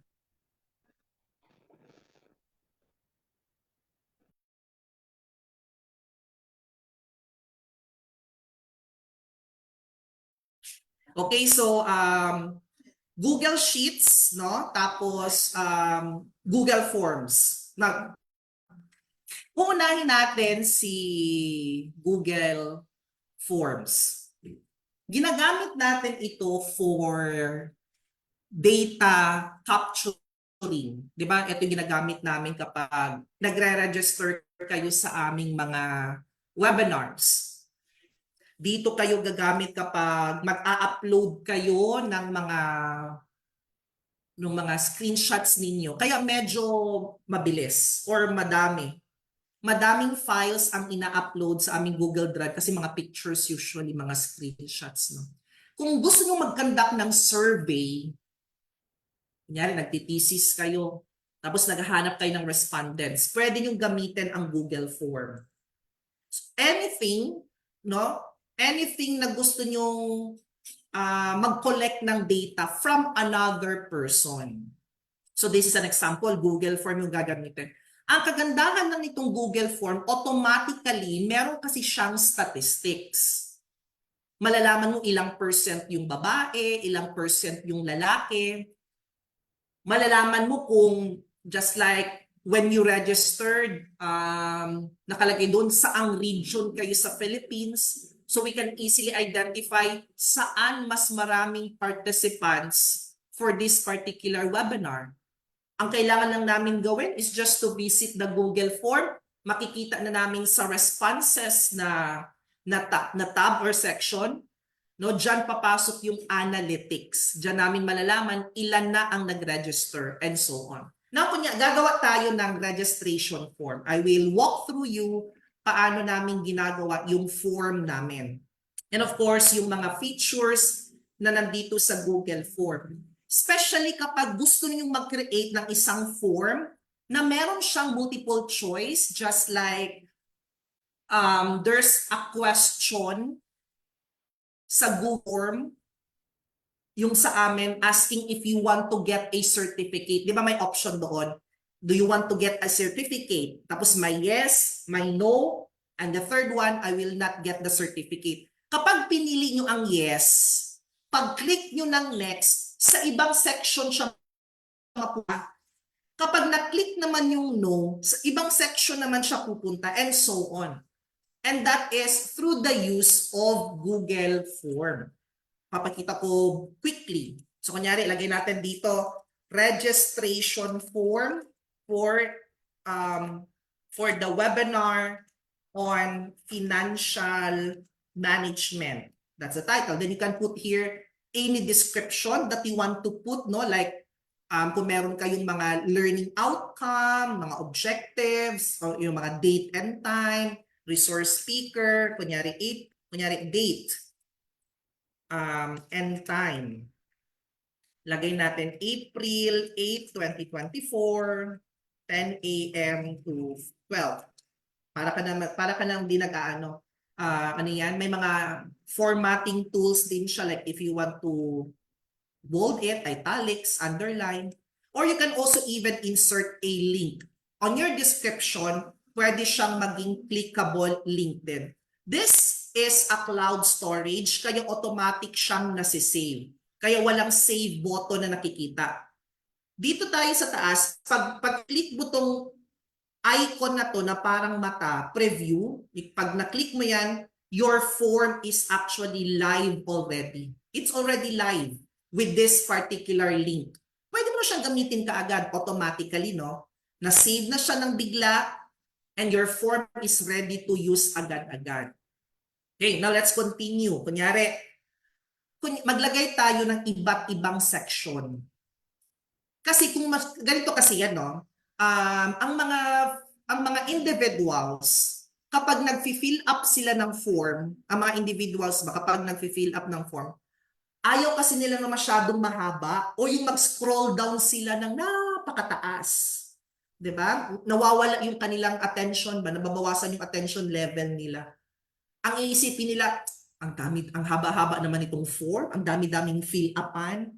So that's why we need to divide our form into different sections. Like kunyari, ang section 1, ano siya? Personal details. Ang section 2, like mode of payment. Ang section 3, iba na naman.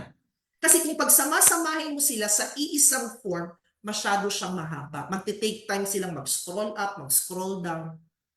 Sections can be found here. Etong parang equal sign here, no? So pwede kang mag-add ng panibagong section. Maglagay muna tayo dito ng question like complete name. Complete name, pwede kang mag-insert ng parang image on that, parang thumbnail. Just like for example, when you were asked to pay for the processing fee, pwede kayong pumili ng GCash or ng bank transfer. Di ba merong image na naka-attach? Thumbnail ang tawag. So pwede kang maglagay ng picture if you want. Tapos yung nandito, eto yung type of answer na gusto mong kunin. So short answer lang ba yan? Ibig sabihin mga few words lang. Or gusto mo silang ipa-explain, paragraph dapat ang piliin mo. Etong tatlong to, si multiple choice, checkbox, and drop down, meron siyang pipiliin. Marami kang options, kailangan niyang pumili doon. Pero magkakaiba itong tatlo. Si multiple choice and si drop down, pareho sila ng concept. Si multiple choice at saka si drop down, sa dami-dami ng options available, isa lang ang pwede mong piliin.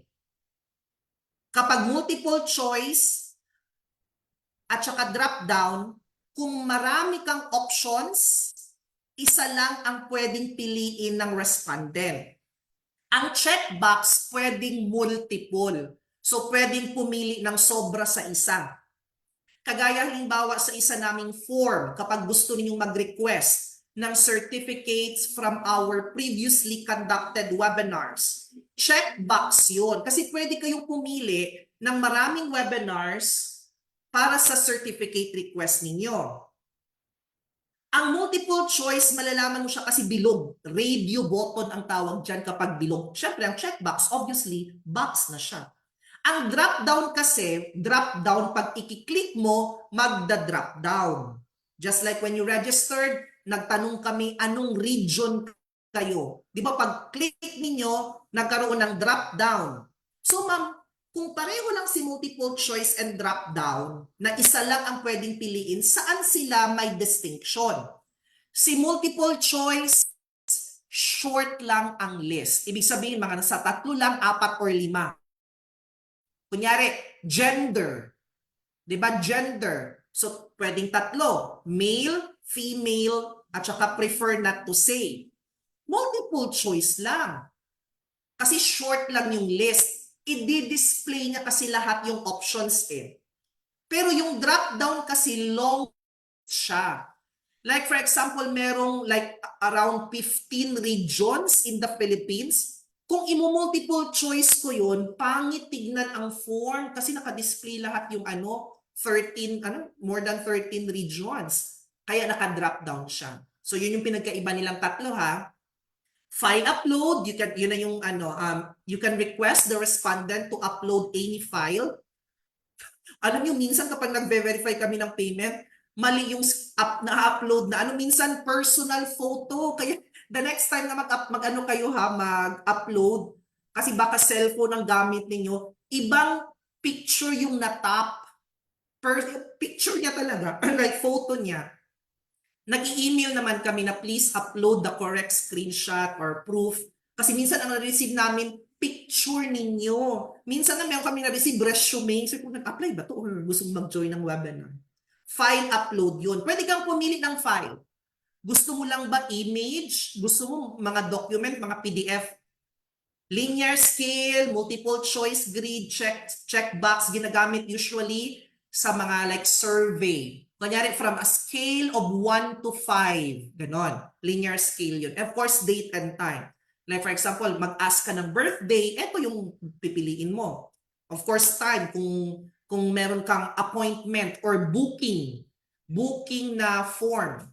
Okay? Again, eto ang mga type of answers na pwede mong i-request sa form.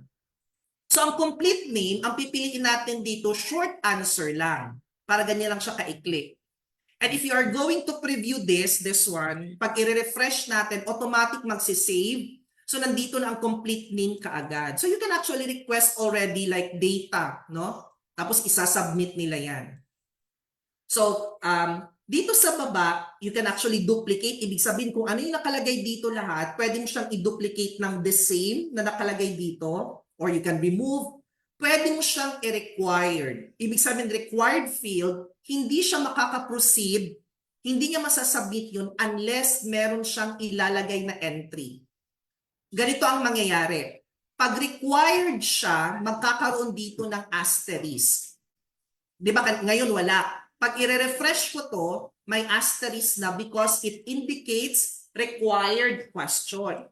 I cannot submit it unless meron akong ilalagay dito na meron akong ilalagay na entry. Pero alam mo ba na kahit letter A lang yung ilalagay, makaka-proceed pa rin. Kasi yun yung mindset ng Google Form eh. Pag walang laman, hindi makaproceed. Pero kung meron, makaka-proceed na. Diba? Kaya minsan, kahit ganyan lang yung entry, makakapasok pa rin. Although, Meron naman dito sa 3 dots, more options na nakalagay. You can add some description or response validation. Kumbaga parang merong criteria na kapag hindi pasok ang criteria na sinet mo, hindi din siya makaka-proceed. Just like for example, sa reference number ninyo sa GCash payment. 'Di ba? Ang nakalagay doon, numbers only. Kung may nilagay kayong letters, kunyari pag-type mo sa reference number, tinype mo pa ang REF, you cannot proceed. Kasi meron ditong tinatawag na response validation. Ano ba yung gusto mong ma-receive na sagot from that particular question? Number ba? Text ba? Gaano siya kahaba? And so on. So, pwede mo siya, kunyari, gusto mo text. Text that contains what? Yan. So, ibig sabihin, pwede mong gawaan ng kumbaga parang filter na dapat it will contain what text and so on. Pwede kang maglagay dito ng custom error text. Ang ibig sabihin yan yung mag-a-appear doon kung mali ang nilalagay niyang data. Kunyari, mali ang nilagay niyang data, no? Manonotify siya ba? May mag-a-appear doon sa baba na, please input numbers only without spaces. Kumbaga parang further instructions mo yan.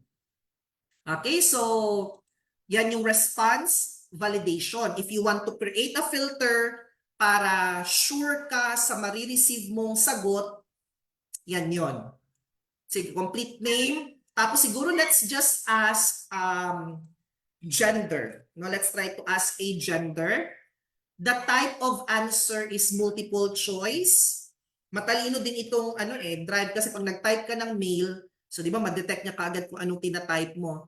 You can add automatically the female. So dalawa na kaagad yung option. And minsan meron nakalagay prefer not to say. Or you can add other. Pag merong other, you are giving the respondent the ability to enter his or her own entry pagdating sa gender. Kasi, kunyari, transgender siya, for example, wala sa 3 option. Kaya pwede niyang i-type ang transgender doon sa other na option. Okay? So, i-required natin siya, no? Para we can gather kumbaga statistics, ilang percent yung babae, yung lalaki, and so on. So, kunyari, yan lang yung first section natin. If you want to create another section, eto yon, no? Yan, so magiging dalawa na. So, this will be the section 1 and this will be the section 2. Nahati na into 2, di ba? Kung i-refresh natin ang ating form, so eto na yon. This is now the first section, the complete name and the gender. Pag-click mo ng next, mapupunta on section number 2. Section number 2, let's ask for, kunyari, mode of payment na lang. That's the title of the section, mode of payment. I-refresh natin to. Maglagay lang tayo ng A. Mag-select ka ng male. Next, this is now the section 2, mode of payment. Yan. So, pwede ka na maglagay dyan ng additional information that you want to gather. Pinapakita ko lang sa inyo yung sectioning. No? So, magtanong tayo dito. Let's give a scenario asking them to answer yes or no para at least I can demonstrate saan mapupunta if they will select this. Saan mapupunta if they will select the other. So let's ask here another question. If you want to add an entry, just click the plus button. No? Ito, add question. This one is for you to import question. Ibig sabihin, pag meron ka ng mga existing, pwede mong i-import na lang tapos automatically siya na ang magde-divide into different questions, no? This is for you to add a title and description. Ang ibig sabihin ng title and description parang ganito. Ito ba? This one. Itong nasa taas, ito. This is what we call a title, this one. And this is a description. So meron ding option dito if you want to add another similar to that. You can insert an image, you can insert a video and the section. mag-insert tayo ng isa pang question tapos i-base na lang natin sa pag-ask ng certificate. Do you want to get a certificate? So, di ba, ang option niyan is magiging yes, no, tapos I will not, ayun na pala, no, I will not get na. Dalawa na pala yun. So, yan, yes, no, required. So, ngayon, ganito ang gagawin natin. Kung ang pipiliin niya yes, di ba dapat mapunta siya sa section asking for the mode of payment? Kasi nag-yes siya eh. Gusto niyang kumuha ng certificate. So, dapat dito siya mapunta sa mode of payment. Let's add a question. Choose payment method. Option 1, GCash transfer. Option 2, bank transfer. Tapos, you can create an image, no? Yung parang thumbnail niya. Tapos, i-upload lang natin here. Let's browse. Maglagay tayo ng ano? Maglagay tayo ng GCash na ano yan, na thumbnail. I'm looking for the GCash. Yan. It's now uploading. Magkakaroon siya ng thumbnail. Medyo maganda tingnan yung form, ganyan. So, nandito lang yan sa gilid. The moment you entered something here, may icon dito sa tabi niya to add an image. So, let's try to look for another one. Yung sa bank transfer naman. Ayan, so yan, meron na tayong dalawang option. So, dito sila mapupunta the moment they are going to, to select yes. Tapos mag-add tayo ng another question. Tatanungin natin sila na enter your reference number. So this is a short answer required. I-validate natin na dapat number siya is number. So ibig sabihin hindi pwedeng mga letters, no? So yan yung magiging criteria mo. Number, tapos is number, although marami pang pwedeng pagpilian, no? Greater than, less than, equal to, piliin nyo lang. Ang gusto ko kasi dito is number lang. Tapos anong nakalagay dito? Custom error text. Kumbaga, ito yung mag-a-appear kapag mali ang ini-input niya. Kaya pwede ka maglagay dito ng instruction, please input the numbers only without spaces. Kaya kung mali ang nilagay niya, hindi siya makaka-proceed. Add tayo ng isa pang entry, mag-upload siya ng file. Kapag nagre-request kayo na magpa-upload ng file, madadagdag yan sa storage ninyo. Upload your proof of payment.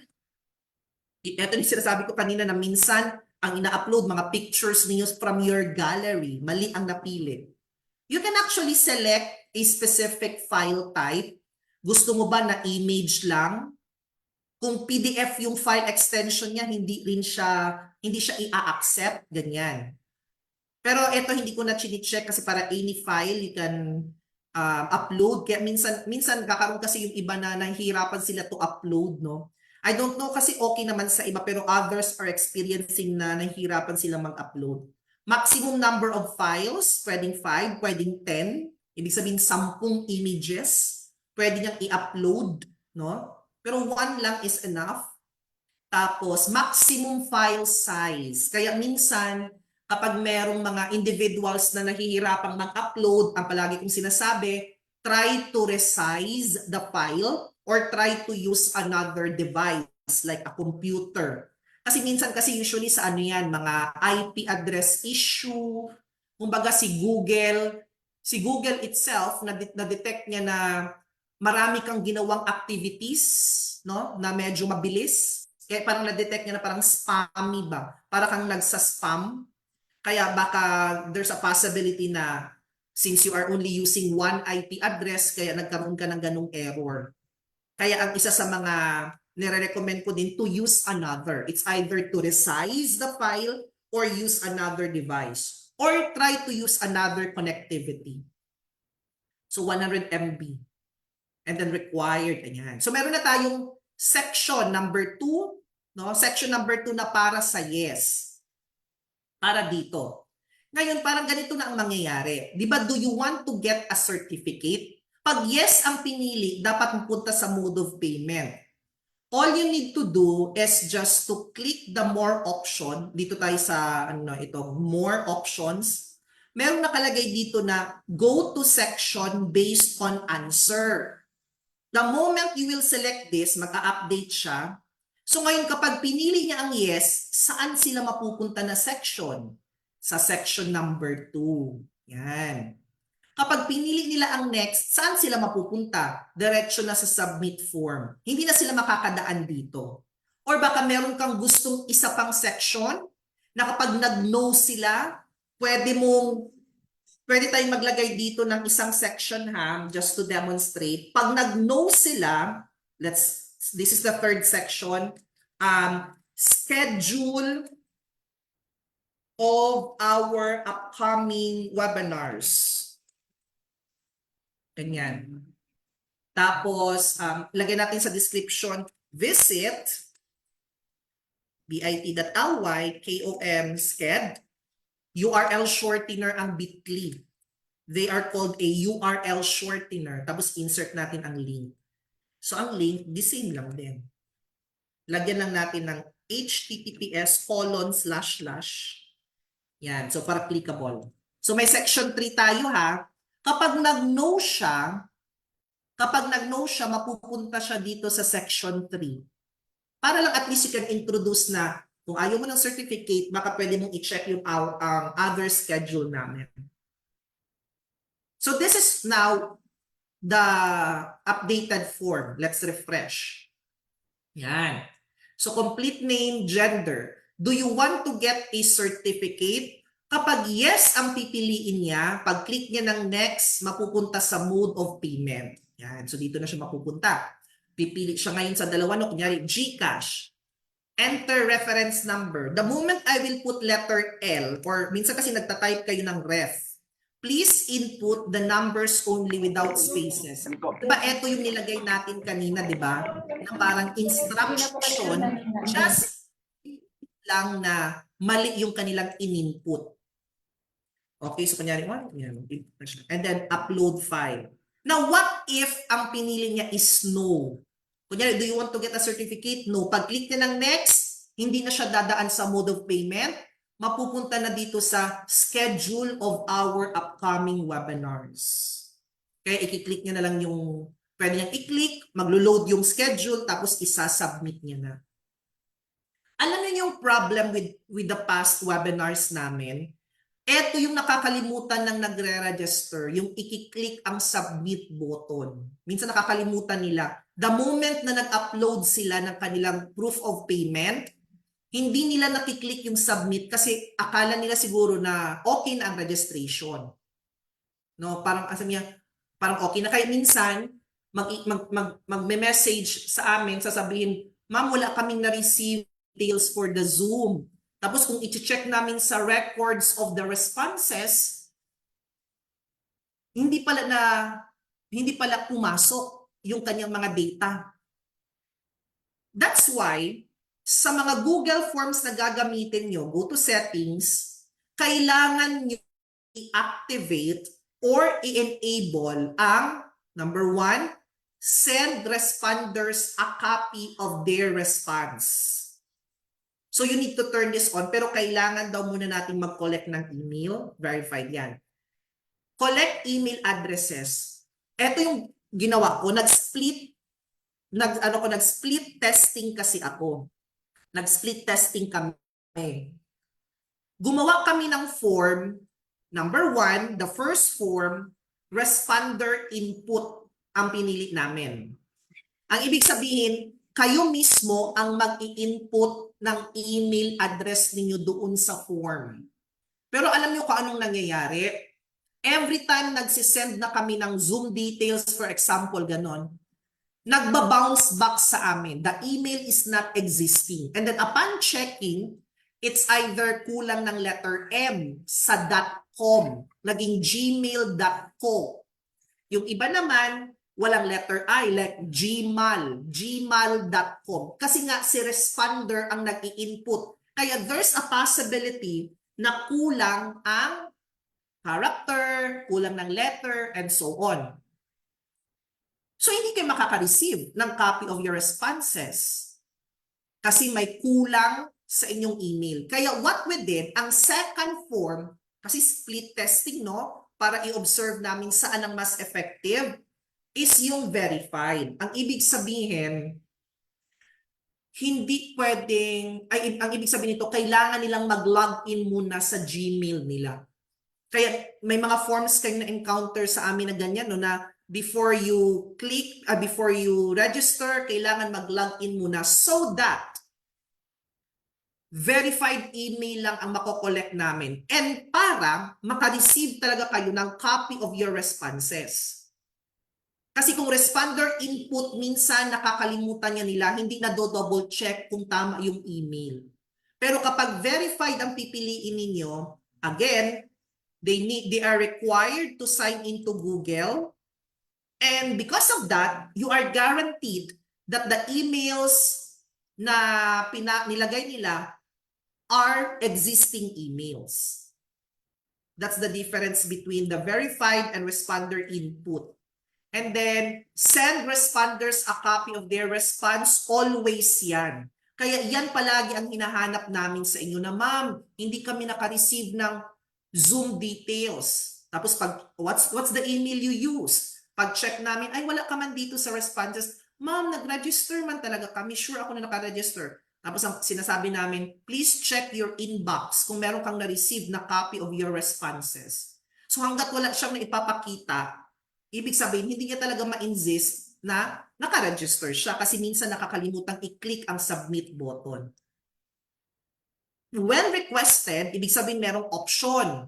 May option si respondent na magkuha ng copy or not. Pero mas maganda i-always nyo na lang yan. Kasi that will serve as a proof. Pwede nyo silang hanapan ng proof. Kung nakaregister ka talaga, i-screenshot mo yung copy of your responses na na-receive. You can allow response editing. We are allowing you, di ba, to edit your responses. You can also limit to one response. Ibig sabihin, kaisang beses lang gamitin ang email na yun sa form na yun. Ibig sabihin, kumbaga, kung ginamit niya na ang piper.rambuanga to register, tapos sabi ng friend niya, i-register mo rin ako, B, pero gamitin mo lang yung email mo, hindi na pwede yon. So, kailangan unique para walang duplication of email address sa mga responses na makollect mo. And then you can change yung mga thank you message. Kung successful yung kanilang registration, you can edit here like thank you for registering and so on. Yan, mga other settings lang here. Wala na tayong kailangan palitan and that's it, no? Okay na yung settings natin. And tapos this one is the theme. So pwede kang maglagay dito ng banner sa taas. You can change the color theme based on your brand colors. Like this one, touch of red na siya. You can even change the text, the font of the text. Kung meron kayong brand book at merong specific na font na ginagamit, pwede ninyong piliin yan dito or you can add more fonts. Kung ano yung ginagamit talaga ng organization or ng company. You can change the size of the font. Like sa header, eto yon, naka-size 24 siya. Kung gagawin lang natin 20, so ganito lang siya kaliit. Pero mas lakihan natin. 24 is the maximum. The question, text, you can always edit on the themes. You can add an image for the header. Dito mag-a-appear sa taas. Dito. Or if this is the live form, dito sa taas, meron mo ng picture. So dapat meron kang na-layout na banner na pa-lengthwise or pahiga siya, no? Vertical. Huwag naman masyadong malaki kasi kung masyadong malaki yung picture na nasa taas, medyo ano na din. Sayang din yung space, kumbaga. And that's it. That's your form. Now let's try to fill up ha. Fill up tayo ng form.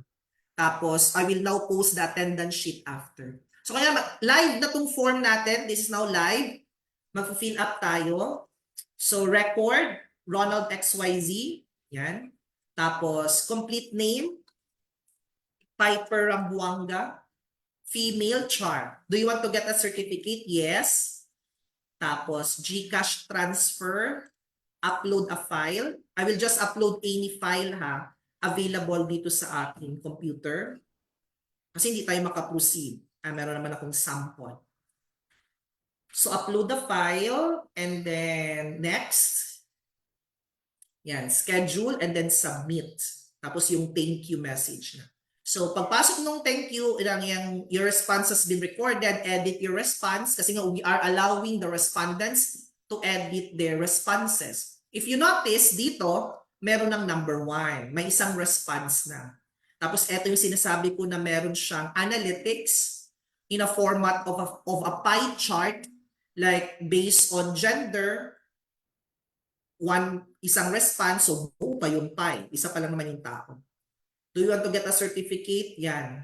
Diyan din namin nalalaman kung ilang percent of the total registrants ang nag-avail ng certificates.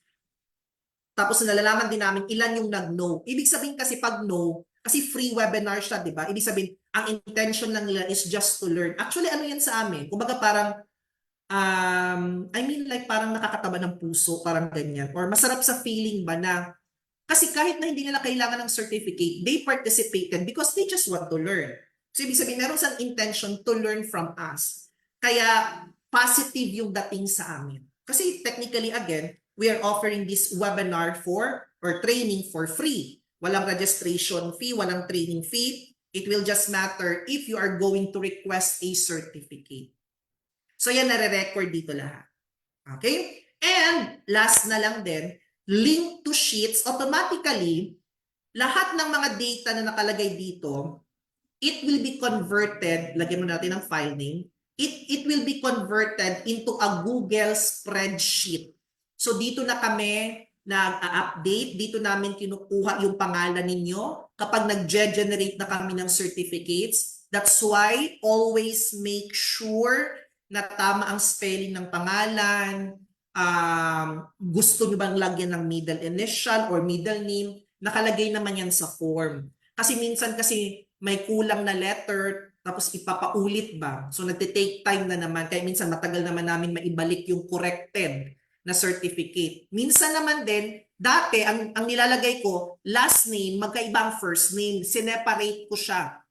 Last name, ibang entry, first name, ibang entry.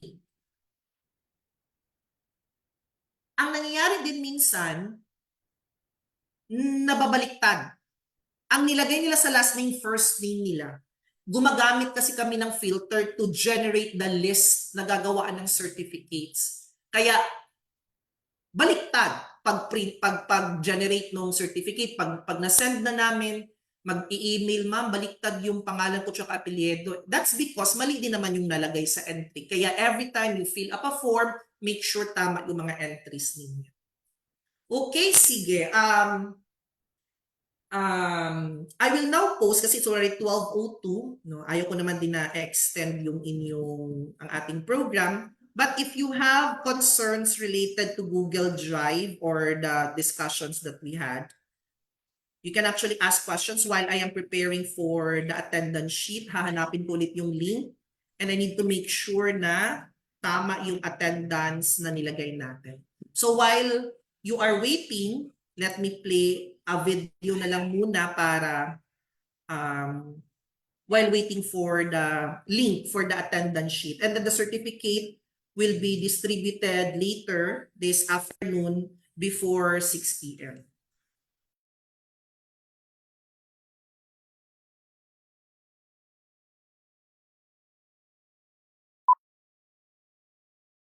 Excuse me.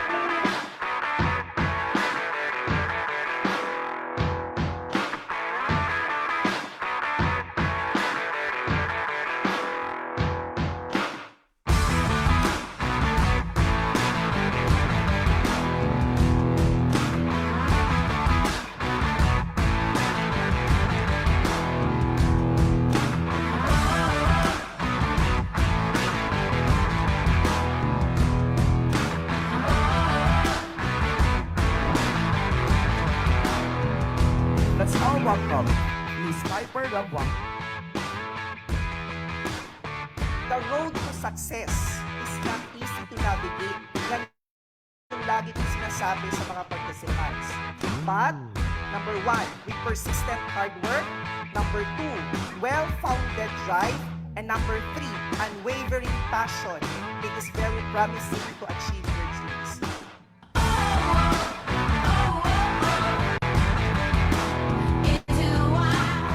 Things that you might be considering would be the cost. It's part of your capital outlay. Learning is always part of your capital outlay. Let me leave this thought to you right now. If education or improving is really expensive, please don't forget this. Try ignorance. You will never go from there.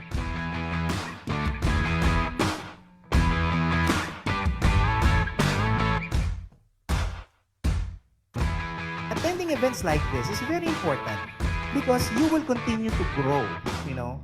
In a case like this, who among us are actually gaining more? The speaker sharing or you guys? You guys. So always attending mga events like this would really help you out.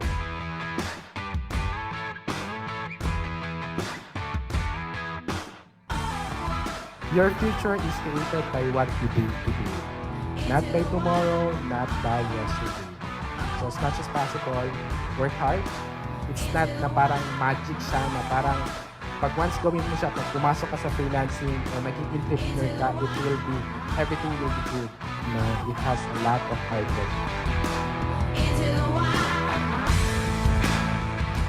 Personally, I'm encouraging everyone. So you get the benefit of how other online e-commerce, Filipino e-commerce people are also earning.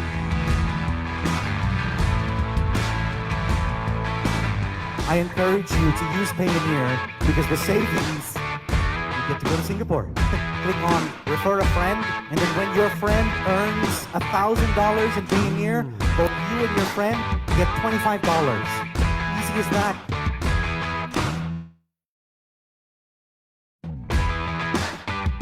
We connect 500 airports globally in 22 major hubs. So we serve more than 220 countries. There's only 12 countries that we don't serve. We serve North Korea. So baka lang may mag-order, kaya namin siya padala doon. Okay, so I already posted the attendance sheet, the link, both sa Zoom and sa Facebook Live streaming. So don't forget to register, especially to those who availed of the certificate, no longer accepting. For a while, parang may error pala doon sa certificate. Let me check. Excuse me po, ma'am. Yes, po. It says no longer accepting the responses po. Yes, po. So, yan, It so, says- kindly refresh the form. Na-update ko na ang sheet. Hindi ko pala siya ang responses. So, it's now accepting. So, i-refresh na lang. Paki-refresh na lang nung link for the form and then register na kayo. Okay, sige. So, once you are done with the attendance sheet, so pwede na kayong mag-leave, no? And just wait for our email in regards to the certificate, including the PDF presentation. Konti lang din naman yun na ginamit natin. Pero the webinar, the training, the short training that we had will be recorded and will be available sa aming Facebook page, yung Ronald Piper Rambuanga. So you can always go back there for our discussion. So guys, let me just play the last video in order for you to the last video while others are still doing the attendance.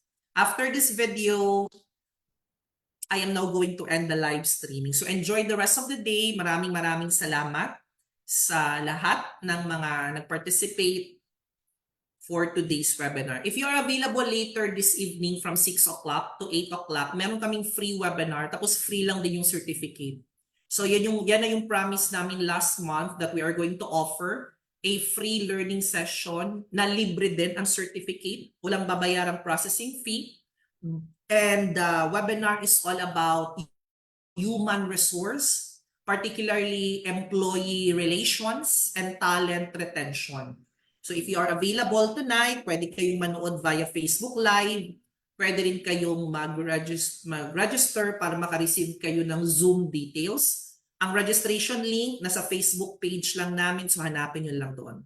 So later ng 6 o'clock, it's a free webinar with free certificate. Okay? Sige guys, I will play this video, and then to those na hindi pa naka-attendance, just continue with that. And see you again with our other free learning sessions. Goodbye everyone. Enjoy your The CIO studio at the City Hall.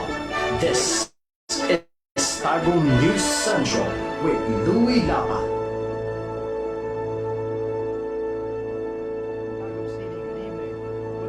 Prominence of the online economy, and with more people engaged in both buying and selling stuff on the internet, the city of Tagum is riding the waves to help online entrepreneurs make a mark in the online world, staying true to its mission of providing excellent employment and livelihood services to Tagumeños. The Public Education and Employment Services Office recently launched Project Boost, boosting online opportunities and services for Tagumeños. Beneficiaries were subjected to a 10-day rigid training given for free by the local government, giving them the tools and tricks of the trade to make them competitive in the online arena. Our correspondent Ziara Manalo begins our broadcast tonight with an in-depth look of Project Boost and how it prepares Tagumeño online entrepreneurs to laugh all the way to the bank. Here's the report. Bringing the online opportunities and services to Tagumeños is one of the new angles to the Public Education and Employment Services Office, or PISO, is eyeing for this year. This is made possible as the LGU's newest department launched its first ever Project Boost last May 28, which ended on June 11, 2018. The program offers 10 modules which explore administrative services, content management, Facebook advertisement, and online reputation management, among others. PISO partnered with a skills development company, the Knights of the Online Marketers, which is based in Davao City, to fully realize this program. The online outsourcing industry is actually for everyone. Hindi mahirap makahanap ng trabaho, especially if you have a lot of skills in using the ICT into its full advantage. A former nurse, Madel Tumulak, one of the 25 beneficiaries, stressed the importance of learning this technology for people like her who wants to work home-based. Tanan man jud inclined sa computers, at least ginatudluan ta diri unsaon proper way sa pag-utilize sa computer, especially na information technology era na ta karon. Ni-focus ta on the ICT nga program.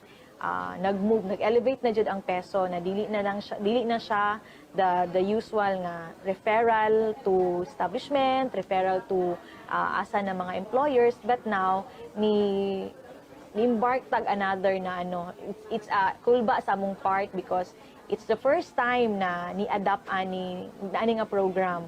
Well, the program is set to make Tagum City as one of the most competitive cities in terms of ICT integration. It ultimately aims to help interested Tagumeños to be effective online entrepreneurs. Reporting for Tagum News Central, Ziara Manalo, CIO Tagum.